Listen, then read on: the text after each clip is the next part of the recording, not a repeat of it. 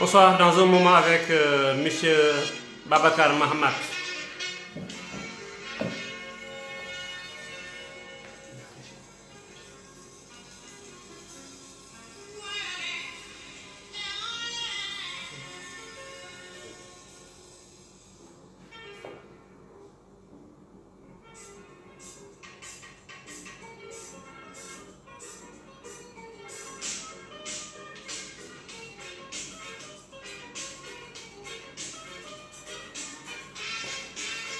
Dans un instant avec le grand Mohamed.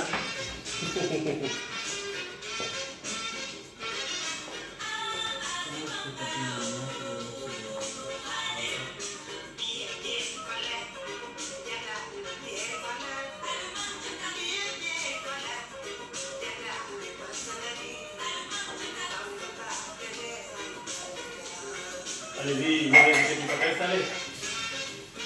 Installez-vous, notre invité de marque, M. Ahmad.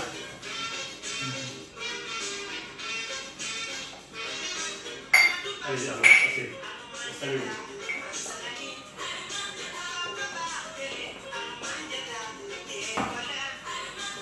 Est-ce que vous aimez le Barcelone?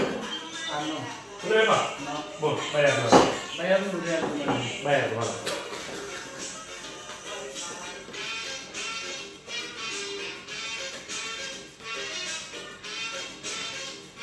Il est là, mon cher invité. Il y a quelqu'un qui me disait, M. Seck, moi j'aime tes préparatifs.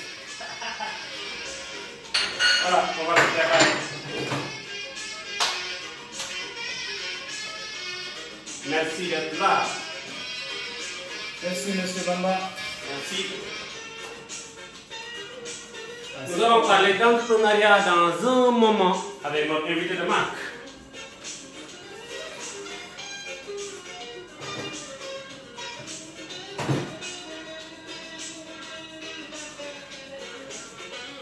J'espère que vous nous recevez correctement. S'il y a un problème de son, dites-le nous.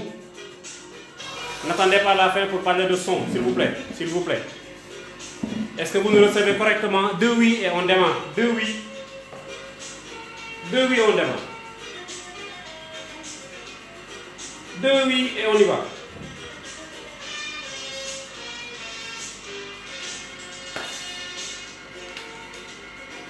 Deux oui.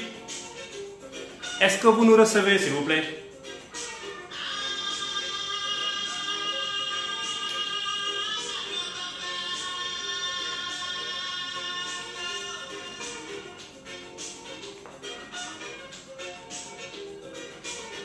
C'est bon?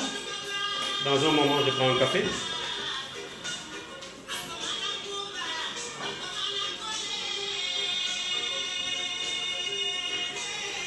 Est-ce que... Merci Roger. Merci Roger, merci. Roger dit qu'il nous reçoit correctement. Merci Roger.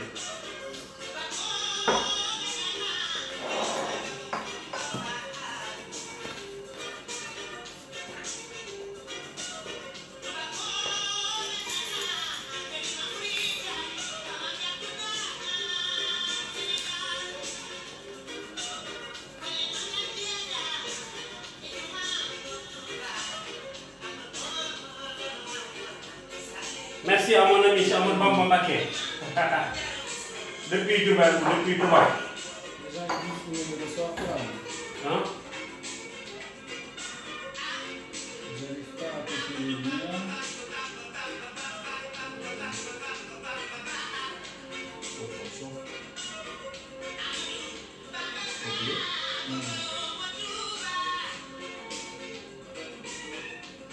Vous voulez faire quoi? C'est le lien en fait. Qu'est-ce qu'il y a là? C'est quoi? C'est bon? Vous avez vu? Oui. Bonsoir, dans un moment. Tu te fais? Pour la venue?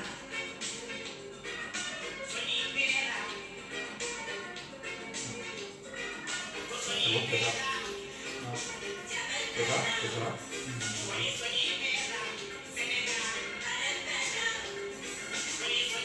Bonsoir à vous. Bonsoir à toute la communauté tchadienne et niche, c'est ça? La communauté tchadienne et nigérienne. La communauté tchadienne, africaine. La communauté sénégalaise également. Voilà, parce que notre ami est sénégalais à part entière.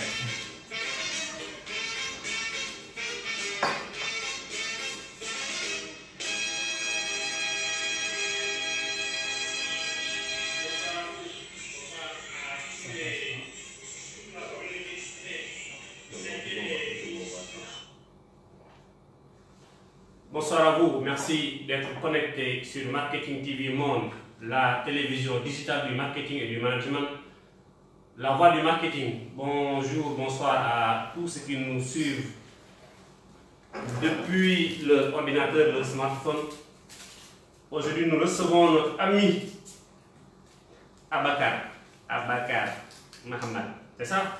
Oui. Un jeune qui aide les jeunes, un jeune qui aide la jeunesse. Raison pour laquelle il a dit, Monsieur Seck, je serai à Marketing TV aujourd'hui, jeudi, jour férié, je ne vais pas me reposer, mais je vais venir pour qu'on parle d'entrepreneuriat des jeunes. Il y a beaucoup de jeunes qui finissent leur formation, mais qui restent chez eux, qui dorment. Ils font du sport. C'est très bien, c'est une bonne chose, mais il faut également essayer de faire quelque chose. Entreprendre. Un coucou à mon ami Mansour Diallo qui m'avait parlé un jour d'où reprendre. Ouvrez avant d'entrer. C'est ça? Il a raison. Voilà, assalamu alaikum à ceux qui nous suivent depuis le Niger et le Tchad. Alioni Lagi Abakar Ahmad, fi Marketing TV. Chani Kalumu, entrepreneuriat des jeunes. Ahlan wa marhaban bikum fi Azil Khanat Marketing TV. Assalamu alaikum Abakar. Alaikum salam, cher ami, on dirait cher professeur, Monsieur Bamba. Pour ceux qui ne le connaissent pas, il était un ancien de l'ISM. Et quand je l'ai rencontré, c'était un plaisir. Et sur l'échange, je me suis dit, il va falloir qu'on fasse un peu un duo pour parler de tout ce qui touche un peu l'entrepreneuriat, mais aussi le marketing des entrepreneurs. Donc aujourd'hui, on ne va pas trop parler quelles sont les techniques entrepreneuriales ou bien, mais moi je voulais plus parler du marketing dans l'entrepreneuriat. Très bien. Aussi, on va soulever pourquoi les jeunes n'entreprennent pas ou bien pourquoi ils ne réussissent pas dans l'entrepreneuriat, et tout ça on va le dire et on va conseiller les autres à aller de l'avant. Est-ce que vous nous recevez? Est-ce que le son est clair? Est-ce que la vidéo est fluide, s'il vous plaît? S'il y a une rupture, dites-le nous pour qu'on puisse corriger rapidement. Des fois, le réseau déconne, mais on peut toujours corriger avant qu'il ne soit trop tard. N'attendez pas la fin pour nous dire oh le son, oh la vidéo. Ça... Bon, s'il vous plaît. On attend deux oui et on démarre avec notre ami Abakar. Voilà, allez-y. Soura, est-ce que vous nous recevez correctement? Est-ce que vous nous recevez correctement? C'est bon? Vous avez des réponses? Non, pas encore. Est-ce que vous nous recevez correctement et on démarre s'il vous plaît?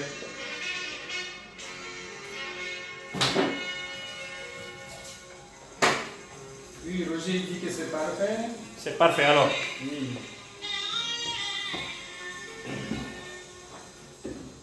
Fabricio, merci à vous.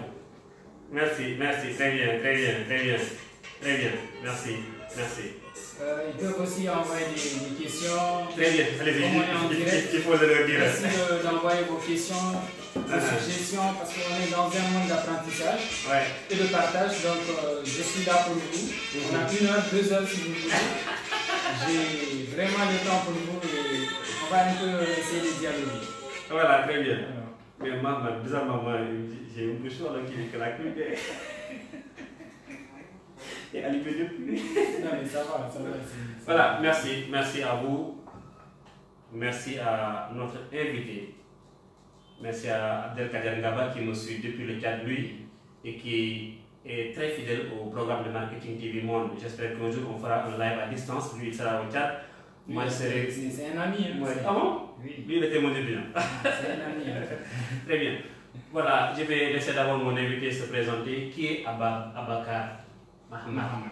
Qui est Abakar Amama? C'est le nom que les gens utilisent le plus. Oui, Abakar Amama, c'est le nom d'artiste que les gens utilisent. Vous êtes artiste aussi? Comme on est dans la mode, ouais, c'est cela. Et vous voyez son logo, c'est le logo qui est affiché sur l'écran, c'est sa marque, c'est lui qui l'a déposé. On y va, mon ami. Merci, Monsieur Bamba. Merci à nos chers téléspectateurs. Très rapidement, moi c'est Abakar Mohamed, comme M. Bamba l'a dit tout à l'heure. Je suis coach et formateur en entrepreneuriat à ISM. Mais aussi je suis entrepreneur dans la vie. C'est pour moi un plaisir d'être aujourd'hui à votre compagnie et aussi aux côtés de grand Bamba, parce qu'il fait quelque chose de très intéressant. Parce que ce qu'il fait, c'est ça ce qu'on appelle de l'entrepreneuriat. Il crée de la valeur ajoutée derrière que les gens n'ont pas encore mesuré la valeur ajoutée. Pourquoi j'ai accepté de venir sur le champ? Parce que ce que vous faites, M. Bamba, c'est noble. Merci, merci. Et je tiens à le saluer même avant de commencer et je vous encourage à aller de l'avant. Merci beaucoup, merci. Donc, encore merci à ceux qui sont en train de nous suivre. J'invite tout un chacun, des gens qui n'entreprennent pas, mais aussi ceux qui veulent entreprendre dans le futur, de nous suivre et de noter. Donc, prenez, comme j'ai l'habitude de le dire, prenez un bloc-notes, un stylo et essayez de prendre note. D'accord?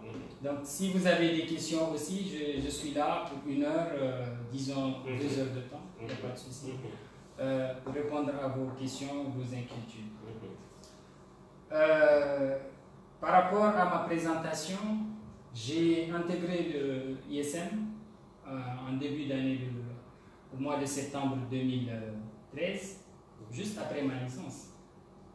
Juste après la licence, oui, à l'ISM. Donc j'ai intégré le corps professoral étant très jeune.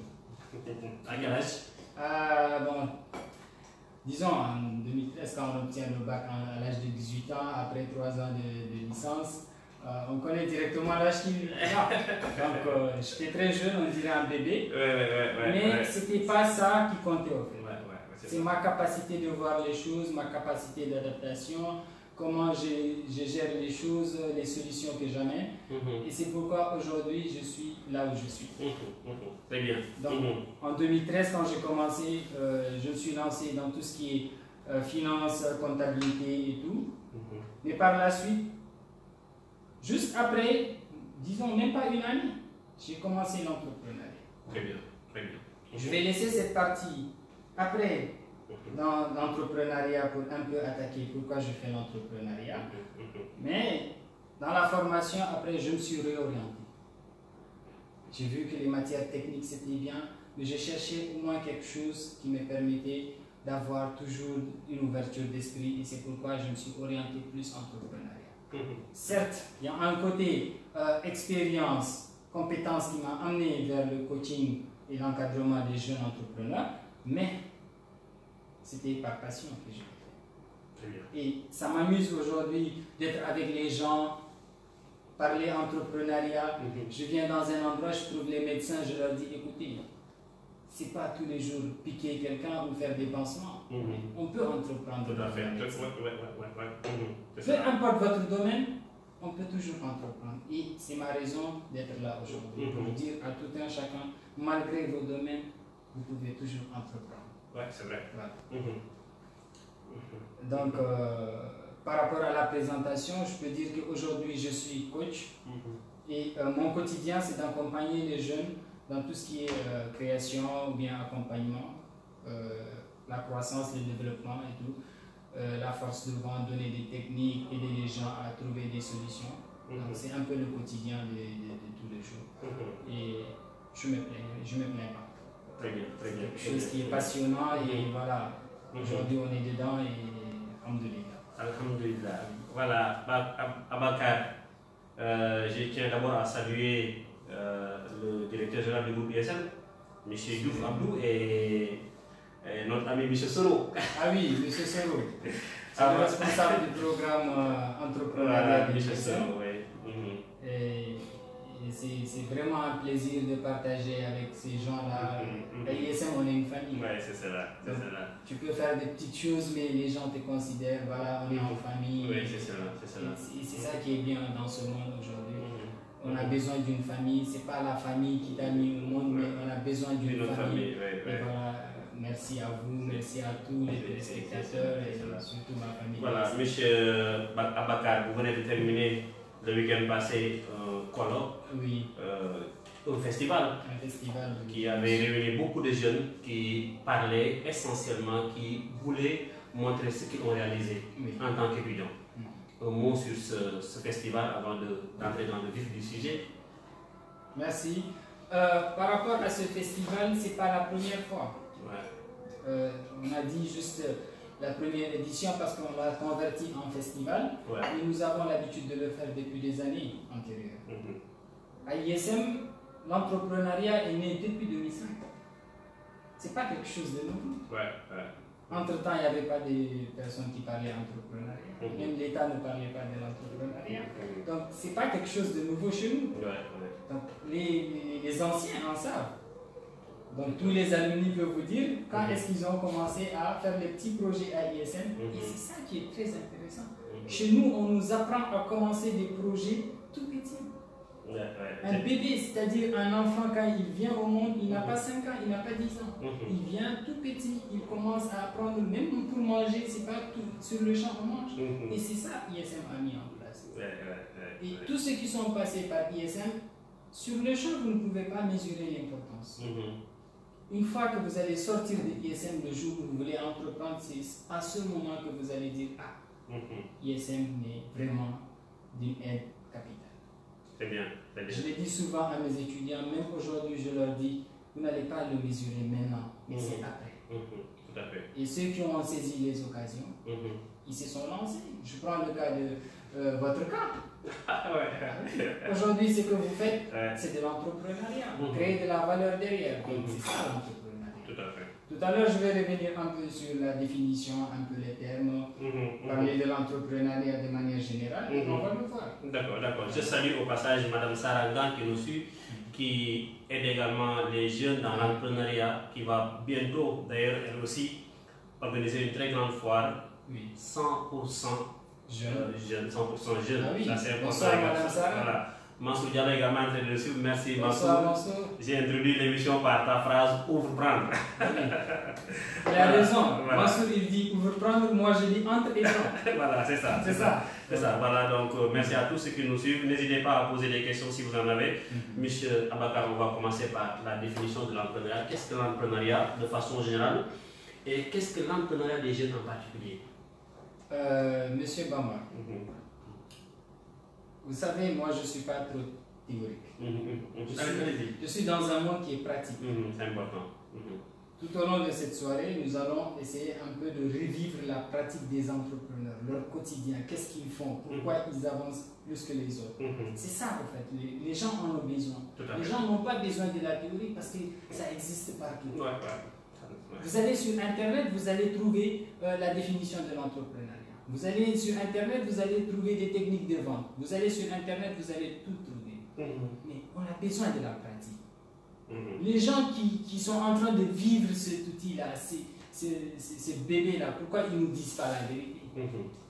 D'accord? Donc, avant de parler d'entrepreneuriat, moi je tiens à dire une chose. C'est dans la blague, mais c'est une réalité. Les parents ne nous ont pas dit la vérité au début. À la naissance? Non, quand on nous envoie à l'école, ils ne nous ont pas dit la vérité. Pourquoi? Parce que la finalité de l'école, c'est quoi? C'est la recherche de l'argent. Les gens me diront non, la finalité c'est d'avoir des connaissances, mais les connaissances pour faire quoi exactement? Si on a des connaissances, mais derrière on n'a pas d'argent, ça sert à quoi? Comme j'ai l'habitude de le dire, il y a 2 entreprises où on a besoin des connaissances. Il y a l'église et la mosquée. Là, on a besoin des connaissances pour faire apprendre aux gens. Mais même si vous allez aujourd'hui dans des écoles, la connaissance, il faut la vendre. Donc, si aujourd'hui vous devez sortir, vous prendre en charge, survivre à vos besoins, derrière c'est l'argent qui fait ça. Donc, si on avait ces conseils de le bas âge pour dire aux gens, écoutez, malgré votre diplôme, malgré tout, c'est l'argent qui est le plus important, beaucoup auront trouvé la voie. Mais non, ils ne nous ont pas dit, ils disent cherchez des grands diplômes. les grands diplômes, c'est très important, mais l'argent, c'est mieux. C'est encore plus important. Plus important que... Le nerf de la guerre, comme disent les autres.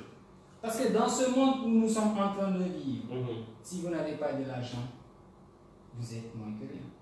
On se dit la vérité. On y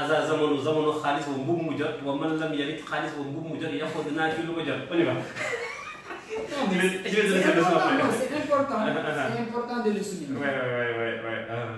Pour les futurs, moi je dirais à mes enfants, voilà, que tel monsieur, parce qu'il a construit cet hôtel ou bien cet endroit où vous voulez aller jouer, par exemple les manèges et tout, mais dites à vos enfants que derrière c'est une personne qui s'est levée un jour et qui a pris son audace et l'a créé. Si cette personne n'avait pas pris le courage ou bien l'audace de faire quelque chose, on n'en serait pas là. Tout à fait. Donc, ces gens, ils ont osé. Donc, qu'est-ce qui nous empêche, nous, d'oser aussi? Qu'est-ce qui empêchera nos enfants de faire le pas? Parce que derrière, on n'a pas des gens qui peuvent nous orienter. C'est très important, l'orientation d'un enfant. Tout à fait. Tout à fait. Donc, par définition, aujourd'hui, si on doit aller définir l'entrepreneuriat, je vous dirais que je n'ai pas une définition de l'entrepreneuriat exacte, parce qu'il y en a des trous. Mais moi, dans la pratique, je vous dirais que l'entrepreneuriat, c'est de créer, de prendre un besoin. C'est-à-dire, analyser des problèmes, trouver une solution à ces problèmes-là, mais cette solution doit être ce qu'on appelle une opportunité d'affaires. Très bien. Analyser un problème et trouver une solution à ce problème-là. Voilà, ça c'est le premier pas. Ça s'approche du marketing, hein? Mais cette solution doit être ce qu'on appelle une opportunité d'affaires. Une opportunité d'affaires, très bien. Donc, derrière, si je retrace un peu, il y a ce qu'on appelle la création de richesse. Quand vous trouvez une solution à un problème, ce n'est pas de l'entrepreneuriat, c'est juste une solution.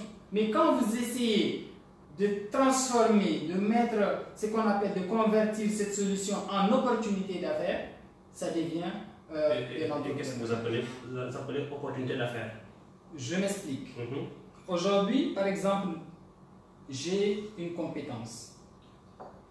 Une compétence dans la fabrication de ce téléphone.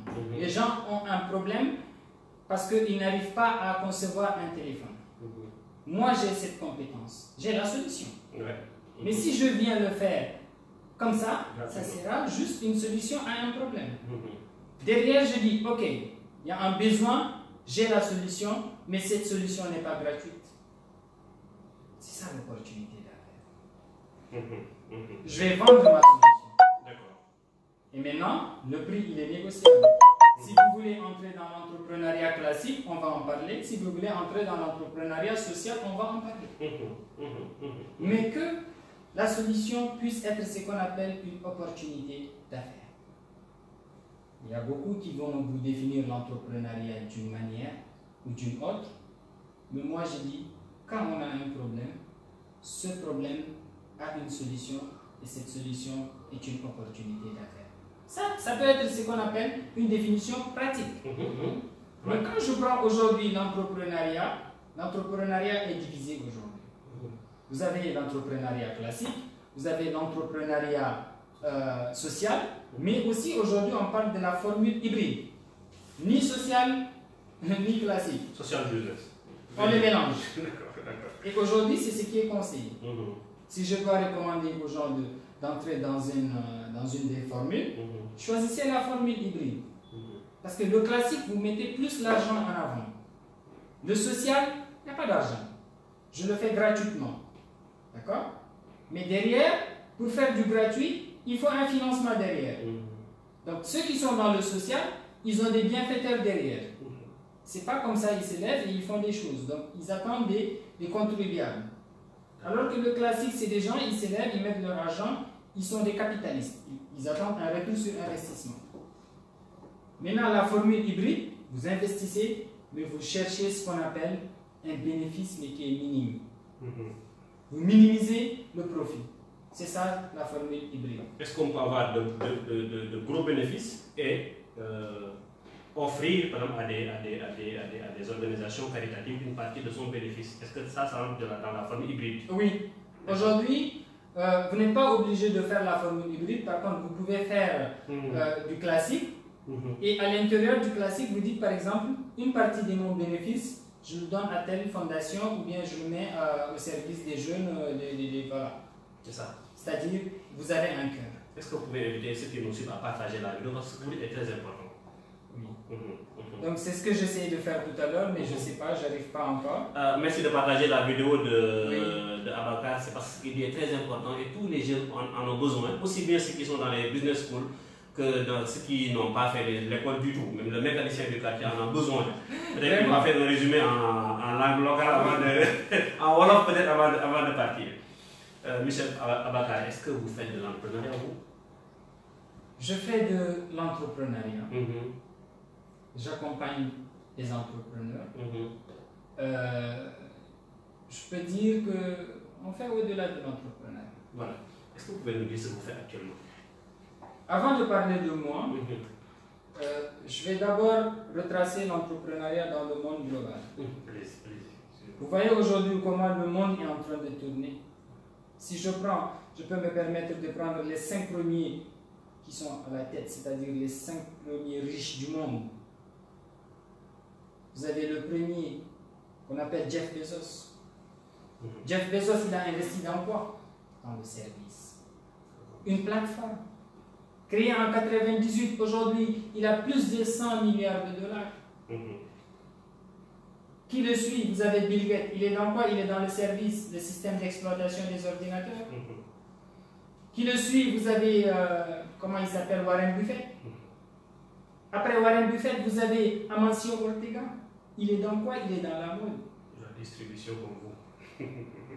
C'est le propriétaire de Zara. Il pèse. Et enfin, nous avons le 5e qu'on peut qualifier de Mark Zuckerberg, qui a créé aussi une plateforme de rencontre, d'échange. En tant qu'étudiant. En tant qu'étudiant. Pourquoi? C'est que des services. Ils se sont lancés, et c'est pour vous dire, il y a 3 décennies en arrière, à part Warren Buffett et comment il s'appelle, Bill Gates, qui étaient dans le rang, mais les autres, ils n'étaient pas là. C'est ça. Donc c'est des gens, aujourd'hui le monde est digitalisé. Souvent je dis, même les médecins sont appelés à se digitaliser.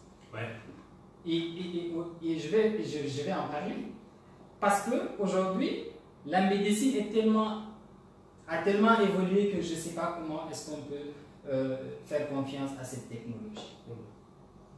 Aujourd'hui, pour le premier diagnostic, avec des tablettes, on peut vous faire des premiers diagnostics. Nous avons aujourd'hui des bracelets qui révèlent des tensions artérielles, etc. C'est des choses. Nous avons la capacité, nous avons les techniques. Ça, c'est dans le monde.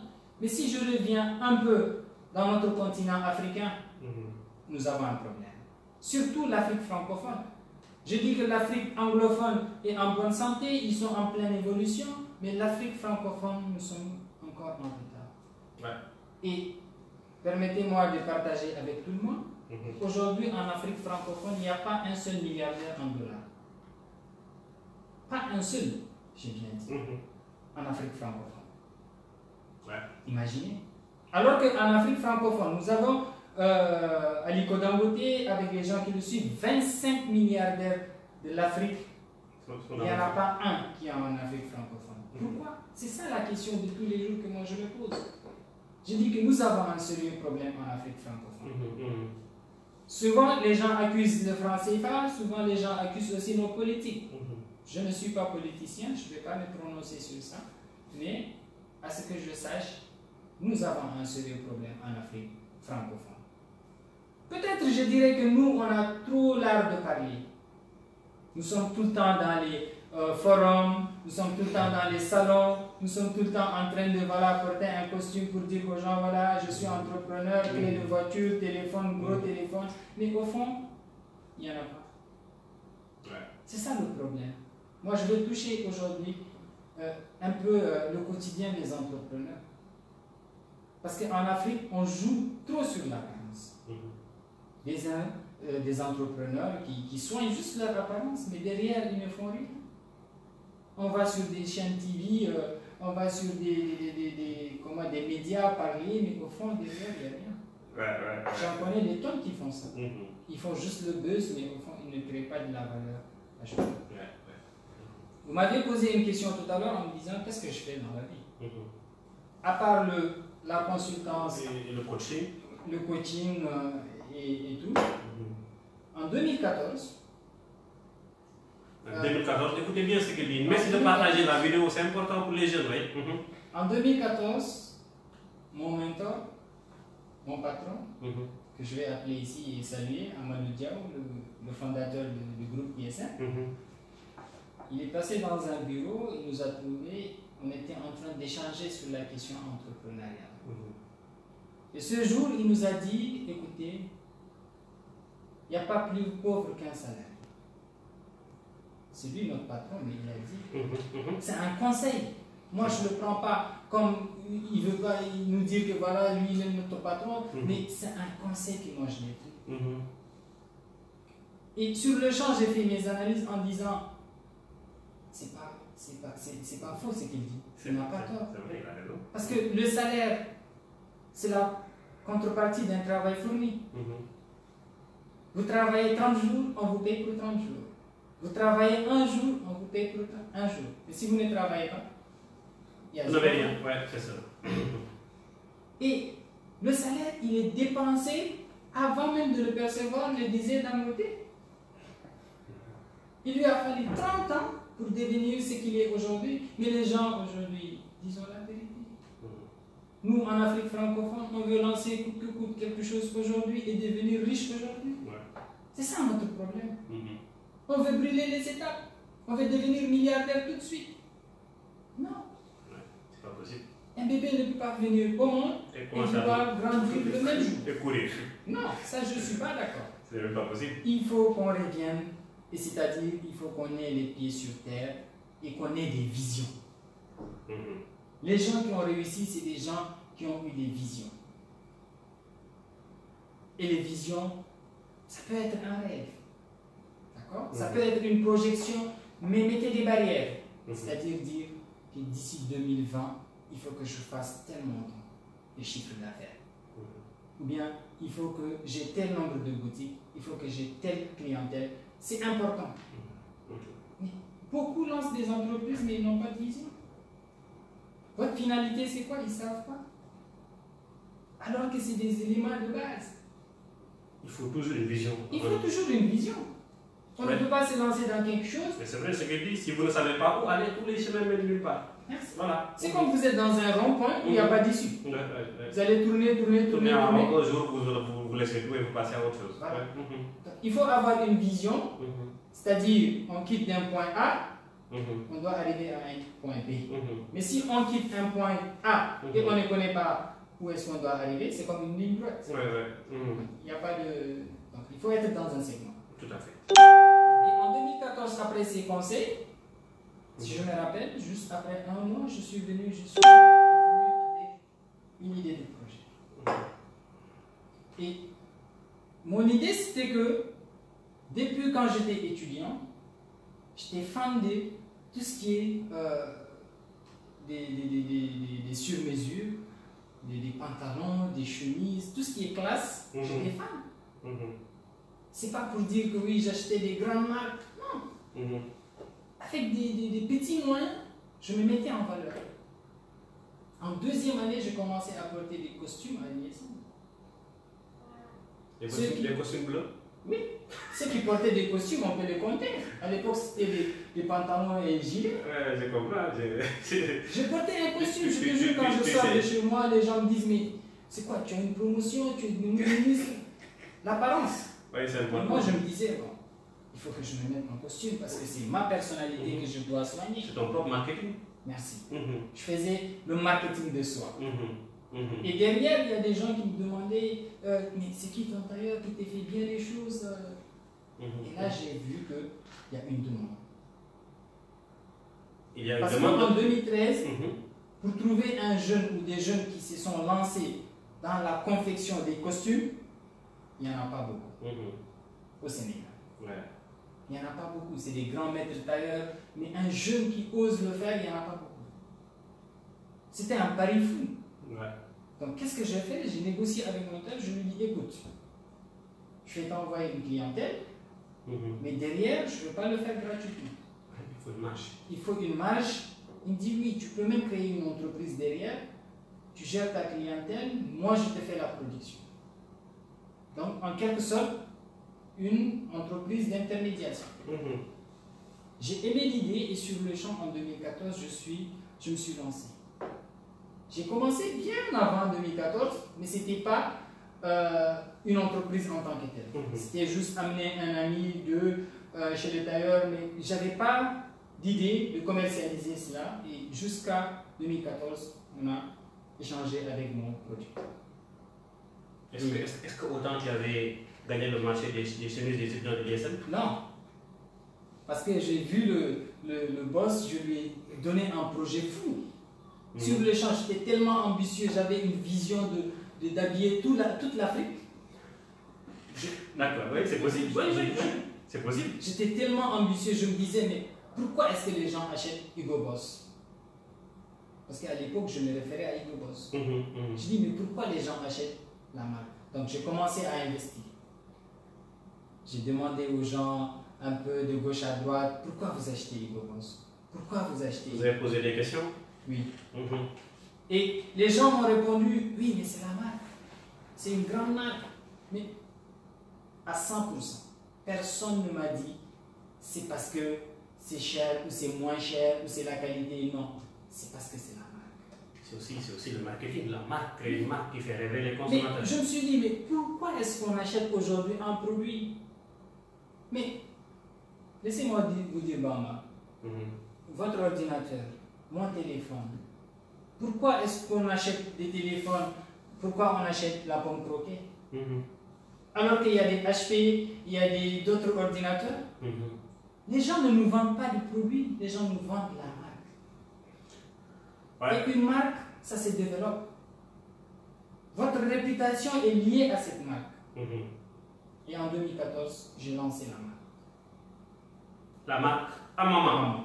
Qu'est-ce que signifie quoi, Amama? C'est mes initiales. D'accord. Ababakar Mohamed. Abakar, Mohamed, Abakar. D'accord. Amama. La marque est prononçable, elle est lisible, elle est euphonique. Amama, voilà. Donc c'est mes initiales. Je ne suis pas allé loin. Et je me suis dit, il faut quelque chose qui est bien lisible, simple à retenir. Et voilà. Voilà, c'est bon. La marque, bon. Oui. Il est lancé. Derrière, je n'avais pas de boutique, j'avais pas. Mais je mettais carrément mon talent. Au début, c'était, j'ai négocié des contrats pour mes tailleurs, mais à la fin, je suis devenu carrément un styliste. Je n'ai pas fait une école de haute couture, mais je me suis approfondi moi-même, par curiosité. Vous parvenez à coudre maintenant, vous-même? Très bien. Je fais des coupes. J'assiste les gens dans la couture parce que si aujourd'hui je me mets sur une machine, je n'aurai pas le temps de lâcher. D'aller prospecter. Donc, qu'est-ce que j'ai fait? J'amène ma touche personnelle. Quelque chose que je vais dire aux gens. Tous ceux qui vont venir dans la mode, je vais les accueillir. Ceux qui veulent se lancer dans la même chose que moi, je vais les accueillir. D'accord. Pourquoi? On va les coacher. Pourquoi? Parce qu'on n'a pas les mêmes visions des choses. La seule différence entre moi et mes producteurs, c'est que moi j'ai un œil que eux ils n'ont pas. Tout à fait. Des fois, je fais reprendre un travail. Parce que les tailleurs, ils sont mécaniques. Ils te disent que oui, c'est bon, c'est ton. Quelqu'un à qui je donne 10 cm, il me fait 8 cm, il me dit c'est pas grave, c'est 2 cm. C'est un problème. C'est très grave. Donc moi, je suis regardant sur ces côtés et j'interviens quand les gens me produisent quelque chose. Je contrôle tout, je regarde, je fais des finitions. Je veux dire, hier, à la veille de la fête, à 7 h du matin, il y avait quelque chose qui n'était pas fini. J'étais obligé de rester jusqu'à 7 h du matin. Je fais la coupe. J'ai donné, j'étais là sur le tailleur jusqu'à ce qu'il fasse la couture. J'ai fait les finitions, je courais de gauche à droite jusqu'à honorer mon engagement. Très bien, c'est bien. Pourquoi? Parce que derrière, il y a une réputation. On ne peut pas comprendre que quelqu'un ne puisse pas avoir sa tenue pour la fête. Donc, il y a des sacrifices qu'il faut faire. Que je vais tout à l'heure parler de ça. Et au fur et à mesure, j'ai misé sur quoi? J'ai misé sur mon premier client. quelque chose que beaucoup d'entre nous négligent, c'est la cible. Dès le début, j'étais convaincu que ma cible était des professionnels. Moi, je ne visais que les professionnels de bureau, les étudiants, c'est-à-dire, au lieu d'aller acheter un costume prêt à porter, ou bien un costume Hugo Boss, etc., à 100 000 plus, pourquoi ne pas venir chez Amama et te commander un costume à partir de 50 000 avec ton budget? Je vous assure qu'un jour, j'étais rentré dans une banque. Un de mes anciens clients, aujourd'hui, on est devenus amis. 3 ans après avoir commandé un costume chez moi, j'ai retrouvé le monsieur qui a porté toujours le même costume que je lui ai fait. Et aujourd'hui, là où je suis, je vous parle, j'ai des costumes depuis la création, que je les porte toujours. C'est une bonne qualité que vous faites. Moi, j'ai dit, fais bien les choses, et le résultat, c'est tes produits qui vont en parler. Donc, je mise. J'essaie toujours d'apporter vraiment le meilleur de moi-même. Quand je fais quelque chose, je le fais à cœur. Vous savez, j'ai une gérante. Alhamdulillah, aujourd'hui j'ai une boutique, j'ai un espace. Il faut nous parler de la boutique. Où est-ce qu'elle est pour les gens qui veulent passer commande? C'est ça aussi le marketing TV, c'est la publicité est gratuite. Allez-y, allez-y. Donc, vendez la boutique. J'ai installé la boutique, elle est à face, collée à la mosquée Sidi Djemil. Face de l'homme? Oui, face de l'homme. À côté de la mosquée Sidi Djemil, je suis là et la mosquée Sidi Djemil est là. Quelqu'un m'a dit qu'il vous aperçoit à la mosquée. On y va. Donc, je ne vais pas dire que je ne suis pas un pratiquant. On y va. Ça, c'est le pilier, c'est la base. Donc, les 5 prières, on ne badine pas avec. Donc, qu'est-ce que j'ai fait? J'ai une clientèle que j'essaie de développer de gauche à droite, mais cette clientèle m'a dit, Abakar, écoute, il est temps que tu mettes tes choses en place. Depuis 2014, j'ai pris le temps d'abord d'asseoir ce qu'on appelle une clientèle. Je ne me suis pas pressé pour genre ouvrir la boutique, oui dire aux gens que tu es grand, maintenant il faut qu'ils viennent. Non. Tu as pris le temps qu'il fallait. J'ai pris le temps pour analyser le domaine dans lequel je suis en train de me lancer. Vous avez segmenté, vous avez choisi 2 cibles, les étudiants et les professionnels. Merci. Voilà. Revenons sur la boutique, elle est à côté de la mosquée Sidi Djamil à face, le téléphone, pour ceux qui veulent passer commande. N'hésitez pas. 77 689 59 17. Est-ce qu'on peut voir ce que Abakar a fait sur Internet? Est-ce que vous pouvez donner la page Facebook pour ceux qui nous... Oui, la page Facebook c'est Amama. Donc vous pouvez aller sur la page Amama et voir tout ce qu'il fait. Je vous mettrai le lien de la page en commentaire et vous pourrez voir tout ce que Abakar a réalisé. Le costume que vous avez fait, il est beau. Ah oui. Il est très beau. Ça c'est une preuve. Oui, allez-y, montrez-nous. Oui, ça c'est vraiment une preuve de ce que je fais. Aujourd'hui, je n'envie pas les Hugo Boss. Donc vous imaginez un costume comme ça, quand je le porte, les gens me disent, mais tu l'as payé à combien? C'est vrai. Et voilà, c'est pas un truc où il faut dire aux gens. Donc j'essaie toujours de signer un peu. Voilà. Vous pouvez enlever Michel Amama? Ça vous dérange? Non. On sera en blanc, nous tous. On va se ressembler un peu. Non, mais moi voilà, ça c'est un costume made in Sénégal. Oui. J'espère que désormais, moi, je vais arrêter de commander les costumes. Tu as vu le costume que j'ai porté, c'est un peu prochain. C'est ça. On a du talent. Donc, ça, il y a du talent en Afrique. Ça, c'est un costume made in Sénégal. Made in Sénégal. La marque, c'est Amama. Amama. Voilà. Créé par celui qui est en face de vous, à côté de M. 5. Voilà. Même la chemise, vous l'avez cousue? Oui. La chemise également est Amama. Oui. Donc, désormais, on va s'habiller Amama. Voilà. Merci, c'est ça. Le téléphone, M. Amama. Monsieur Amama, le téléphone. Bon, comme il a dit, on doit être en... Non, c'est bon. Ouais, c'est bon. C'est pas grave. Ouais.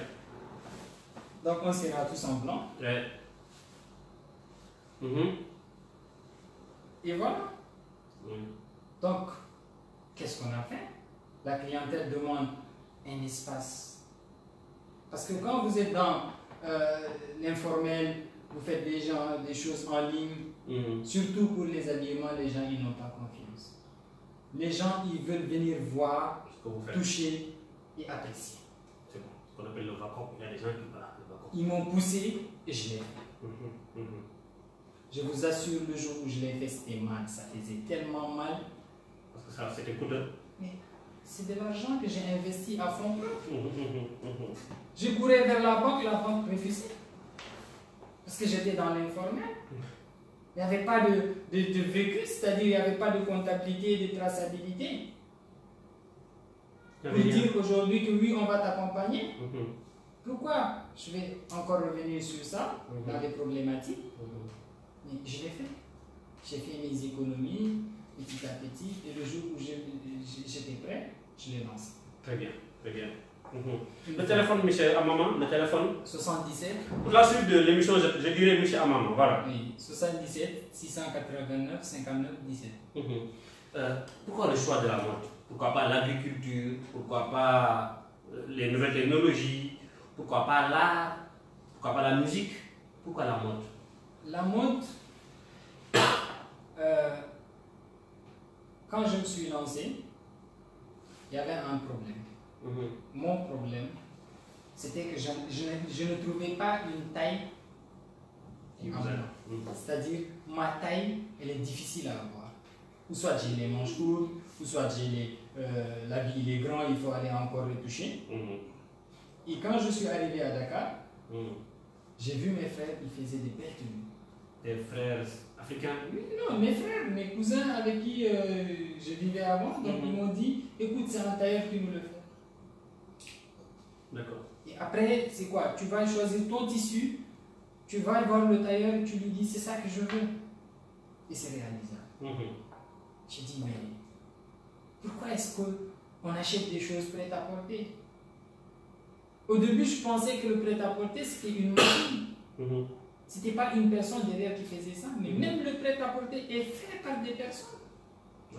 C'est une production industrielle, mais c'est des personnes qui le font derrière. Certes, c'est taillé avec des machines, mais c'est des gens qui le font.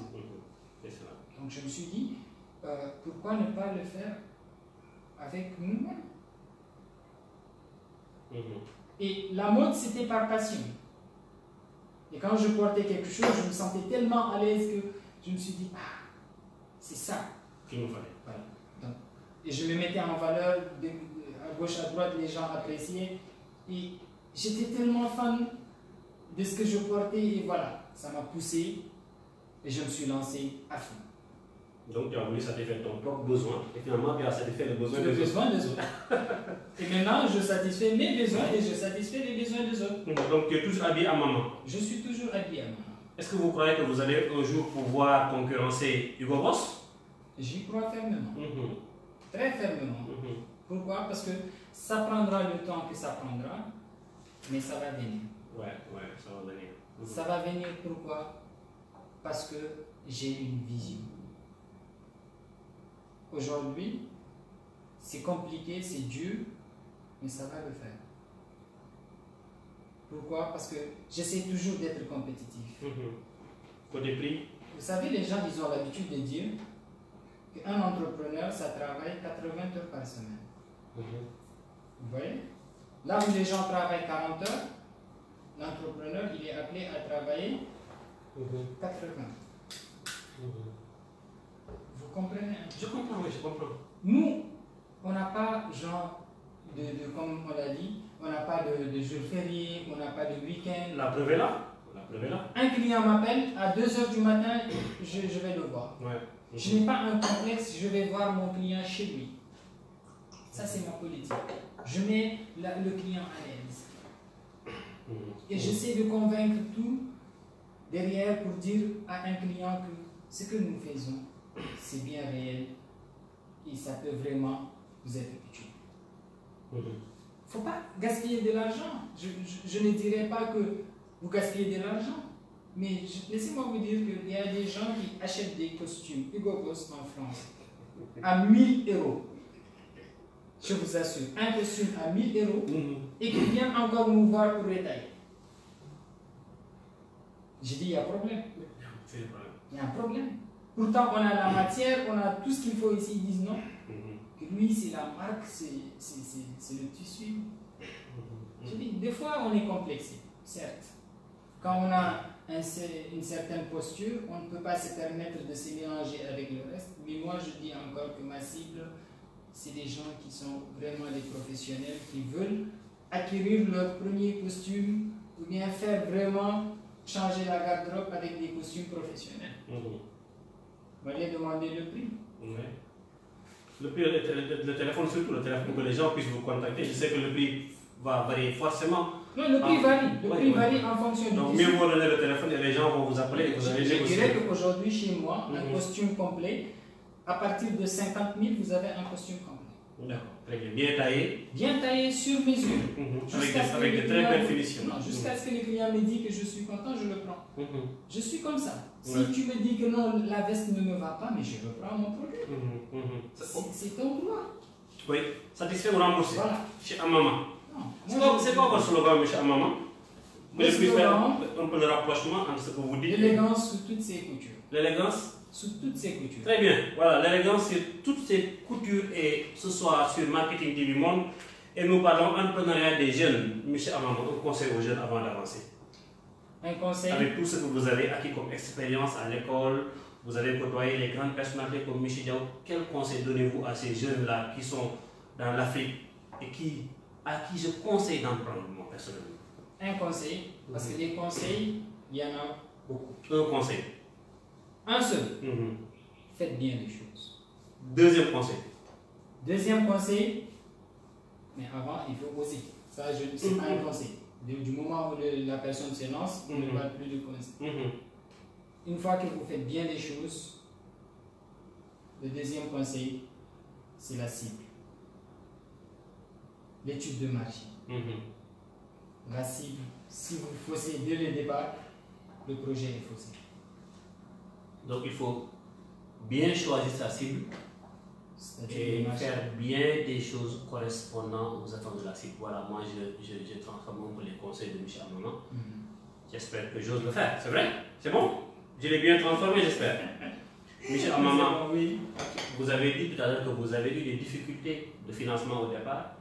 À part les difficultés de financement, M. Diallo l'a dit dans son émission, tous les gens ont des difficultés de financement. Quelles sont les autres difficultés que les jeunes sont confrontés aujourd'hui? Ok, avant de parler des difficultés de financement, je m'en vais parler des difficultés que les jeunes entrepreneurs rencontrent souvent. Parce que j'en fais partie. Ouais. Et les difficultés, la première, c'est que nous sommes confrontés à un manque de soutien. Un manque de soutien? Oui. Vous savez, chez les anglophones, quand une personne se lance dans quelque chose, toute la communauté derrière vante la personne. C'est valable même pour les Chinois. Et c'est valable pour les Juifs. Surtout pour les Juifs. Les Juifs, c'est les Juifs qui ont commencé ce modèle. Ils sont des communistes. Oui. Dans leur communauté, une personne fait quelque chose, tout le monde applaudit. Tout le monde applaudit et tout le monde t'aime. Merci. Oui. Mais chez nous, ça n'existe pas. Apparemment, on m'a dit qu'en Afrique, on vous met les ballons dans les roues. En Afrique, c'est tout à fait le contraire. C'est tout à fait le contraire parce que dès que vous commencez à vous lancer dans quelque chose, les gens pensent que vous avez assez d'argent et les gens commencent à vous en vouloir. Ouais, ce qui est mauvais. Ce n'est pas comme chez les anglophones ou un peu chez les Chinois. C'est pourquoi je dis on manque un problème de soutien. J'ai un de mes petits. Je vais poser le costume là-bas. Non, c'est bon. Non, ça c'est une grande marque désormais. C'est une grande marque. Il faut respecter les grandes marques. Amama, made in Sénégal. J'ai un de mes petits qui me dit souvent que nous, en Afrique, on vient voir la personne, c'est-à-dire notre famille qui est en train d'entreprendre, on vient la voir, c'est quand on n'a pas de solution. Par exemple, aujourd'hui, moi qui fais dans l'habillement, les costumes, les gens vont venir me voir, c'est quand ils n'ont pas d'autre solution. Je ne dis pas que c'est ce qui est actuellement, je dis en général. Est-ce Est-ce que vous comprenez? Je comprends. Si on n'a pas de solution, on vient voir un moment. Voilà. Maintenant, au lieu de faire pousser les gens, s'entraider, il n'y en a pas. La communauté, voilà, ils pensent qu'ils sont en train de te faire t'enrichir. Mais moi, j'ai dit, c'est pas ça. Quelqu'un qui a osé faire quelque chose, quelqu'un qui lance, quelqu'un qui s'est... Derrière, il y a toute une... comment on appelle, tout un arsenal qu'il est en train de gérer. Il a des employés, etc. C'est une valeur ajoutée qu'il est en train de manœuvrer. Donc, du coup, il a besoin de notre aide, il faut le soutenir. Mais malheureusement, ça existe. Le deuxième problème, c'est le problème d'adaptabilité. Quand je dis le problème d'adaptabilité, on a tendance à ramener des projets qui marchent un peu partout, mais on ne prend pas en compte ce qu'on appelle notre environnement. Je prends le cas de Uber. Les gens ont essayé de ramener Uber en Afrique, mais ce n'était pas trop ça. Parce qu'il y a un problème d'adaptabilité. Les gens ils sont habitués à marchander, alors que là-bas, c'est par kilomètre. Par kilomètre, oui. Donc, on a un problème. Les gens ont tellement la connexion elle est quasi gratuite. Et les gens, ils sont tout le temps connectés. C'est pas comme chez nous. Donc, c'est vrai, on veut bien faire les choses, mais on a encore un problème d'adaptabilité.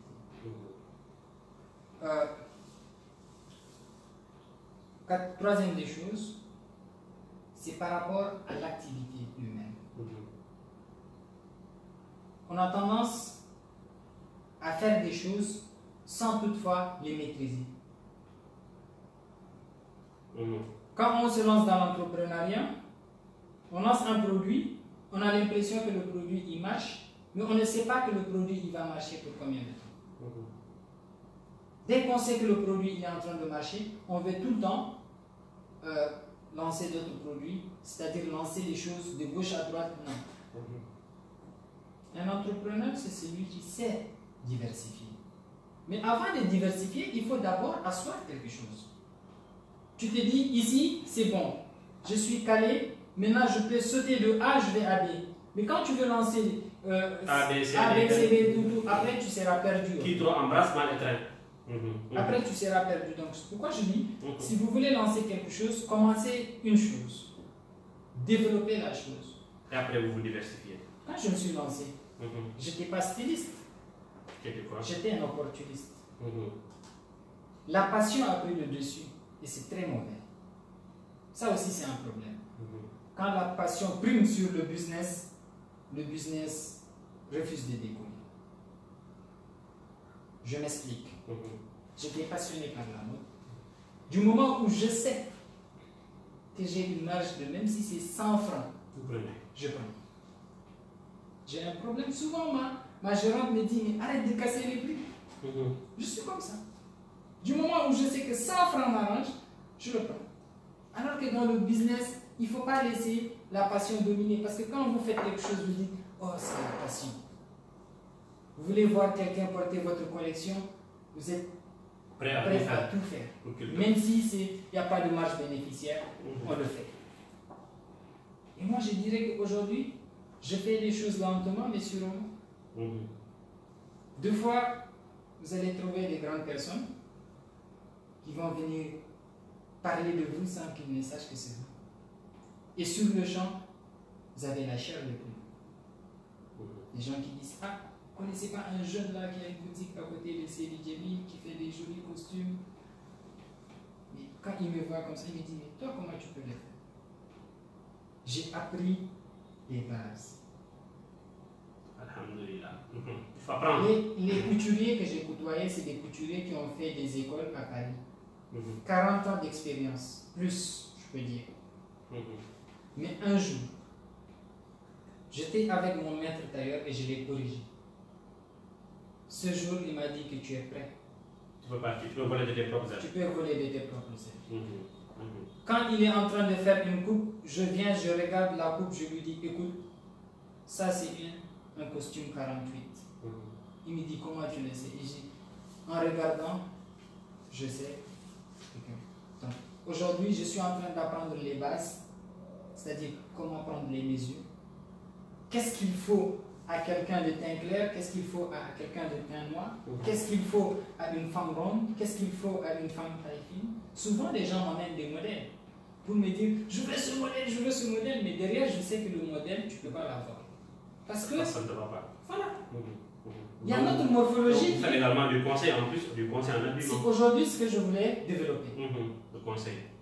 J'ai un ami qui m'appelle souvent pour me demander des conseils sur ce qu'il doit porter, s'il a une réunion, s'il a quelque chose. Donc, qu'est-ce qu'on doit porter le lundi? Parce que le lundi, c'est un jour où tout est agité. Qu'est-ce qu'on doit porter le mercredi? Parce que c'est le milieu de la semaine. Il y a des techniques, en fait. Vous savez, dans la semaine? Bien sûr. Vous allez peut-être revenir pour ça. Une autre émission pour parler de l'habillement des techniques, parce qu'on a déjà fait une émission sur l'habillement des femmes. Mais on n'a pas encore fait une émission sur l'habillement des hommes. Peut-être qu'il va revenir pour une émission sur cela. Mais aujourd'hui, je suis en train de un peu revenir dans le traditionnel, quand j'ai l'habitude de le dire. Quand le traditionnel se modernise, je fais des modèles un peu traditionnels. Africains. Mais africains. Donc je me suis beaucoup inspiré des Nigérians qui essaient d'aller au boulot en pleine semaine avec des tenues traditionnelles. Et je fais des coups droits avec un sac à main, avec des chaussures de ville. Mais vous êtes classe. Et on n'a pas besoin tout le temps de se mettre en costume cravate pour aller travailler. Donc aujourd'hui, il y a une révolution derrière qu'il faut faire. Et ça, c'est ce qu'on appelle de la créativité. Il faut être tout le temps éveillé. D'accord? Un dernier point, c'est le point de recouvrement. C'est un problème de recouvrement. Aujourd'hui, là où je vous dis. Vous accordez du crédit aux gens? Mais on est dans un domaine de la mode. Si vous voulez vendre cash, l'entreprise ne marche pas. Mais vous allez tout le temps être confronté à un problème de liquidité. Par exemple, aujourd'hui, même avec les entreprises, je suis confronté. Pour information, je n'accompagne pas seulement les professionnels et les étudiants. Je fais aussi avec des entreprises, des hôtels. Vous les habillez? Oui. Le personnel des hôtels? Bien sûr. Très bien. Donc, je fais des offres pour les hôtels, je fais des offres pour les restaurants, etc. Des entreprises de com. Derrière, j'habille les hôtesses. C'est un peu un coffret. Mais toujours dans le prix, en fait. L'accessibilité. Aujourd'hui, si on doit mettre en place quelque chose, il faut que le produit soit accessible à tous. C'est très important. Quand vous vendez un produit mais qui n'est pas accessible, ça ne sert à rien. Je connais des gens qui vendent le même costume que moi, mais ils le vendent cher. À Dakar. Mais c'est pas ça le problème. Michel, j'ai vu également que vous faites des chaussures. Oui. C'est vous qui les concevez? Oui. Depuis la boutique de Face? Ici à Face. C'est disponible à la boutique. Vous les concevez là-bas? J'ai avec moi des cordonniers. Les cordonniers sur place? Non, pas sur place à la boutique, parce que la boutique là-bas, c'est une boutique d'exposition. D'accord. On a des ateliers. Vous avez des ateliers? Là-bas, on expose. D'accord. Donc les chaussures, ça fait partie des accessoires. C'est Made in Sénégal aussi? Ça, c'est Made in Sénégal. Je fais des mocassins aussi. Je vous conseille d'aller sur la page de Amama pour visiter tout ce qu'il est en train de faire. C'est très important. Et vous pourrez également revoir l'émission sur la page de Amama. J'espère bien. Oui, je l'ai partagé. Très bien. Donc, c'est des choses très importantes. On y va, monsieur Amama? Oui, donc c'est un peu ça. Et les jeunes sont confrontés aujourd'hui à un problème de recouvrement. Souvent, on accepte le crédit. Moi, je dis, je suis ouvert. Je fais des choses. Des fois, on a des gens qui viennent, ils commandent sans toutefois laisser un franc. Mais ils ne savent pas derrière quel sacrifice nous sommes en train de vivre. Je prends tout ce que j'ai en stock et je fais des tenues. Les gens, ils consomment mais ils ne payent pas. C'est pas bien. C'est pas bien. Parce qu'aujourd'hui, quand vous allez dans une boutique de prêt-à-porter, est-ce qu'il y a des crédits là-bas? Mais pourquoi à chaque fois quand c'est un styliste, c'est quelqu'un qui s'y lance, vous connaissez, on a tendance à vraiment vouloir prendre les choses qui n'est pas. Mais pourquoi ne pas refuser de faire du crédit? Ça aussi, c'est un facteur. Est-ce que vous êtes obligé de faire du crédit? Non, je ne crois pas. On n'est pas obligé. Mais aujourd'hui, quand on fait un crédit à quelqu'un, on met d'abord la passion et la confiance. Parce qu'aujourd'hui, moi, je me dis, un client qui est venu jusqu'à venir chez moi pour commander des choses, je me dis, ah, c'est parce qu'il a apprécié mon travail, il est venu, donc je ne peux pas lui refuser un coup de main. Jusqu'à fermer la boutique. C'est ça le point à ne pas se lever. Ah, trop de crédit aussi. Des fois, il y a une image que je vois dans les boutiques. Un monsieur là qui n'a rien, on écrit, il faisait du crédit à ses clients. J'espère également ce n'est pas une très. Après, quand tu refuses, on va te traiter de méchant et voilà.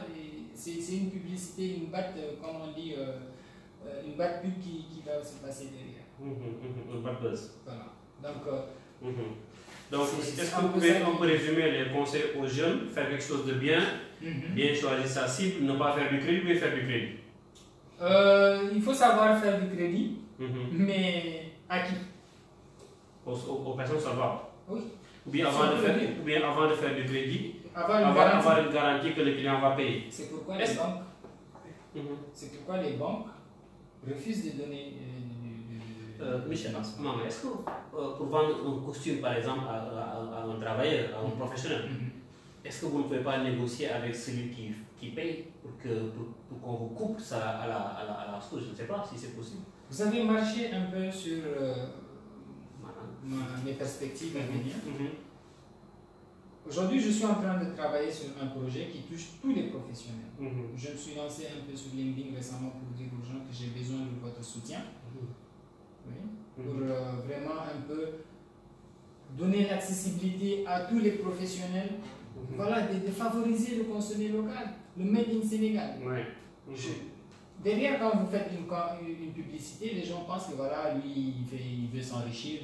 Derrière aussi, c'est habiller les gens. Vous savez, il y a un Éthiopien qui vend 600 costumes par jour. Il sort de son usine 600 costumes par jour. C'est en Éthiopie, juste à côté. Et ça se consomme en Éthiopie même ou bien il exporte une marque? Afrique de l'Est, c'est lui qui les ravitaille. C'est un Africain. Oui, c'est bien. Il a commencé petit. Mais pourquoi pas nous? Pourquoi pas nous? Il y a le blocage que tu as dit, les Sénégalais préfèrent aller acheter ailleurs. Aller consommer le made in ailleurs. Voilà. La fois passée, j'ai fait une émission à Gaï. C'est la même chose que les cordonniers de Gaï m'ont souligné. Ils fabriquent de bonnes choses, mais les Sénégalais préfèrent acheter quelque chose de mauvaise qualité à un prix très cher. Donc, consommons local, et consommer local, c'est d'abord consommer les produits made in Sénégal et les produits fabriqués par les jeunes Sénégalais surtout. Et soyons fiers de porter les marques locales. Voilà. Monsieur Amama, est-ce que vous pouvez un peu résumer les conseils pour les jeunes? Oui, comme on l'a dit tout à l'heure. Donc, une fois que vous avez maîtrisé votre cible, d'accord, arrivé au niveau du problème de recouvrement, je ne demande pas aux gens de ne pas donner le crédit. Moi, je vous demande de ne pas donner du crédit. Il faut savoir le donner. Moi, je vous demande de ne pas donner du crédit. Parce qu'aujourd'hui, quand vous voulez travailler avec des entreprises, il y a une formule. Les entreprises, ils vous disent 50%, d'accord, la commande, et 50% après livraison. Ça, c'est différent. Mais aussi, les entreprises, ils ne payent pas tout de suite. Donc, il faut avoir un fonds de roulement derrière. Donc, c'est pour vous dire, il faut savoir à qui donner du crédit. Mais aujourd'hui, par exemple, si quelqu'un, une personne solvable vient me dire, je veux 5 costumes, d'accord, il me paye les 2, les 3, il ne me les paye pas. Mais derrière, cette personne m'amène 10 clients. Est-ce que vous voyez un peu le jeu? Parce que dans le domaine de la mode, c'est un réseau. Il faut savoir développer son réseau. Je vais souligner des points qu'un entrepreneur peut avoir, mais avant de cela, je dis que dans la mode, c'est un réseau. Développez votre réseau, faites bien les choses et vous allez voir que ça va aller. En parlant de crédit, je suis sur un projet qui touche tous les professionnels, c'est-à-dire permettre à tout un professionnel d'avoir son costume, 50 000, s'il veut une formule de 60 000, une formule de 70 000 jusqu'à 100 000. J'ai des formules qui varient. D'accord. Maintenant, un professionnel qui a un contrat dans une entreprise ou qui est entrepreneur, il me met en garantie un contrat que je suis sûr derrière, je serai payé, on ne peut pas lui donner. Très bien. Donc, on fait un contrat écrit, signé entre les deux parties, que j'aurai un virement permanent sur 3 mois, je suis prêt à lui accorder. Ça sont des négociations que vous allez faire avec les entreprises, très bien. C'est une politique, c'est une campagne que je peux pousser les gens à le faire. D'accord, d'accord, d'accord. Il y a ton ami Kader qui me dit que lui aussi il a lancé sa marque MeToo. Oui, Mito c'est un ami aussi. C'est Kader ou bien c'est un autre? Non, c'est Hamid. C'est un ami à Kader. Il est en Djamena. Il est en Djamena, alors on peut faire sa communication parce que vous n'êtes pas des concurrents, mais c'est toujours bon de parler de ce que les jeunes africains font. Monsieur Bamba, quand vous parlez de concurrents, moi je me dis que personnellement, je ne les traite pas de concurrents. Oui, ça c'est nous, dans nous. Hein. Ça c'est un langage. Moi je dis que ceux qui font dans le même domaine que moi, ceux qui font la même chose que moi, sont mes partenaires. Oui, c'est cela. Il a dit récemment le PDG de Huawei, quand Donald Trump avait signé le décret, le président de Huawei a dit qu'il ne faut pas que la Chine fasse la même chose pour Apple. Pourquoi? Parce que Apple c'est son tuteur. C'est son professeur. Donc, si on bloque son professeur, lui, il sera accordé. C'est pourquoi moi je dis, tous ceux qui font dans la mode ne sont pas mes concurrents. Parce que chacun a son marché. Chacun peut développer son marché. Chacun a son savoir-faire, chacun a ses idées, chacun a sa cible. Très bien. Et derrière, je dirais que aujourd'hui, si quelqu'un vient chez moi, il commande quelque chose que moi, j'en ai pas ou je ne peux pas le faire, ça ne me dérangerait aucunement de le recommander à des gens de mon réseau. Ouais. Je connais beaucoup. Vous savez, à l'ISM, on a une promotion des stylistes. C'est bien ça. Oui, il y en a beaucoup. Mais il y a boutique. Vous entendez parler? Il y a a Kova. Il y a Zara Boutique Prestige. Mais tout ça, c'est une promotion. Il y en a encore d'autres. Je saurais de citer. Mais aujourd'hui, quand les gens viennent me voir et que je n'ai pas le produit, mais j'ai dit allez-y chez Kova. J'ai dit allez voir mes boutiques. Ça ne me dérange pas de donner l'adresse de quelqu'un qui fait la même chose que moi. Excellent, excellent. Ça c'est du fair play. Non, voilà. Merci. Merci encore pour ce mot parce que c'est comme un match de football. On est tous des challengers, on veut tous gagner, mais il faut savoir jouer fair play. Vraiment, moi je crois personnellement que recommander une marque locale, c'est mieux que de recommander une autre marque. C'est ce que je fais avec mes clients. Voilà, merci à M. Mbaye Diallo qui nous suit depuis Lille et qui aime très bien Marketing TV Monde et qui à chaque fois nous envoie des invités de marque. Merci M. Diallo. C'est fini pour les conseils aux jeunes, M. Amama? On va toujours en approfondir. Voilà, maintenant en tant que coach, parlons du financement d'abord, des problèmes de financement. Oui, le problème de financement. Vous savez, j'ai été victime aussi. Vous l'avez dit tout à l'heure. Je l'ai dit tout à l'heure. Parce que je suis parti voir la banque, ils m'ont dit écoute, c'est des procédures à ne pas en finir. Parce que voilà, c'est pas clair. Ils te mettent carrément des garde-fous pour te dire voilà, on ne te donne pas notre argent. Mais après, quand je me suis ressaisi pour comprendre le fonctionnement d'une banque, je me suis dit que le problème bancaire, le problème de financement, ce n'est pas le problème de la banque, c'est avant tout notre problème. Parce que nous, jeunes entrepreneurs, on veut avoir un financement, mais nous-mêmes, on ne sait pas si on est prêt ou pas. Et j'invite tout un chacun à prendre position. Pour aller demander un financement, il faut qu'on soit d'abord organisé. D'accord, structuré. Il faut avoir un vécu, parce que les gens qui ont des projets dans la tête et qui pensent avoir un financement, ça, allez dans les compétitions. Il y a un espace pour ça. Allez dans les compétitions, challenger avec les gens, vous allez avoir des prix. Mais si vous voulez aller à la banque pour avoir un financement d'un projet dans la tête, la banque va vous dire quel est votre vécu. Parce que la banque, c'est avant tout l'argent des contribuables, c'est-à-dire les déposants qui déposent de l'argent, la banque doit travailler avec. La banque n'a pas d'argent. Donc si la banque doit prendre le risque de prendre l'argent d'autrui pour vous donner, il va falloir avoir une traçabilité. Et si vous avez un vécu, c'est-à-dire vos états financiers sont bien tracés, vous avez une entreprise qui est normale, avec des données bien chiffrées, réglementées, je vous assure que le financement, c'est eux qui vont courir vers vous. D'accord. Et après avoir installé l'entreprise, quand j'ai commencé à fonctionner normalement, ils ont vu les entrées et les sorties. Maintenant, ils se disent qu'ils sont prêts à m'accompagner. Bon, là, mais moi aussi, je n'ai pas besoin d'eux. Je préfère faire entrer des amis dans mon business que de faire entrer une banque. Ouais, c'est mieux. Voilà. Donc, il faut savoir choisir ses partenaires. Parce qu'au début, ils ont refusé de me choisir. Moi aussi, je vais choisir mes amis. D'accord. Tu te venges? Non, je ne me venge pas, mais je vais permettre à mes amis aussi de s'enrichir. Ça, je l'ai gardé pour la fin. Je vais garder là pour la fin pour dire s'il n'y a pas seulement que les entrepreneurs.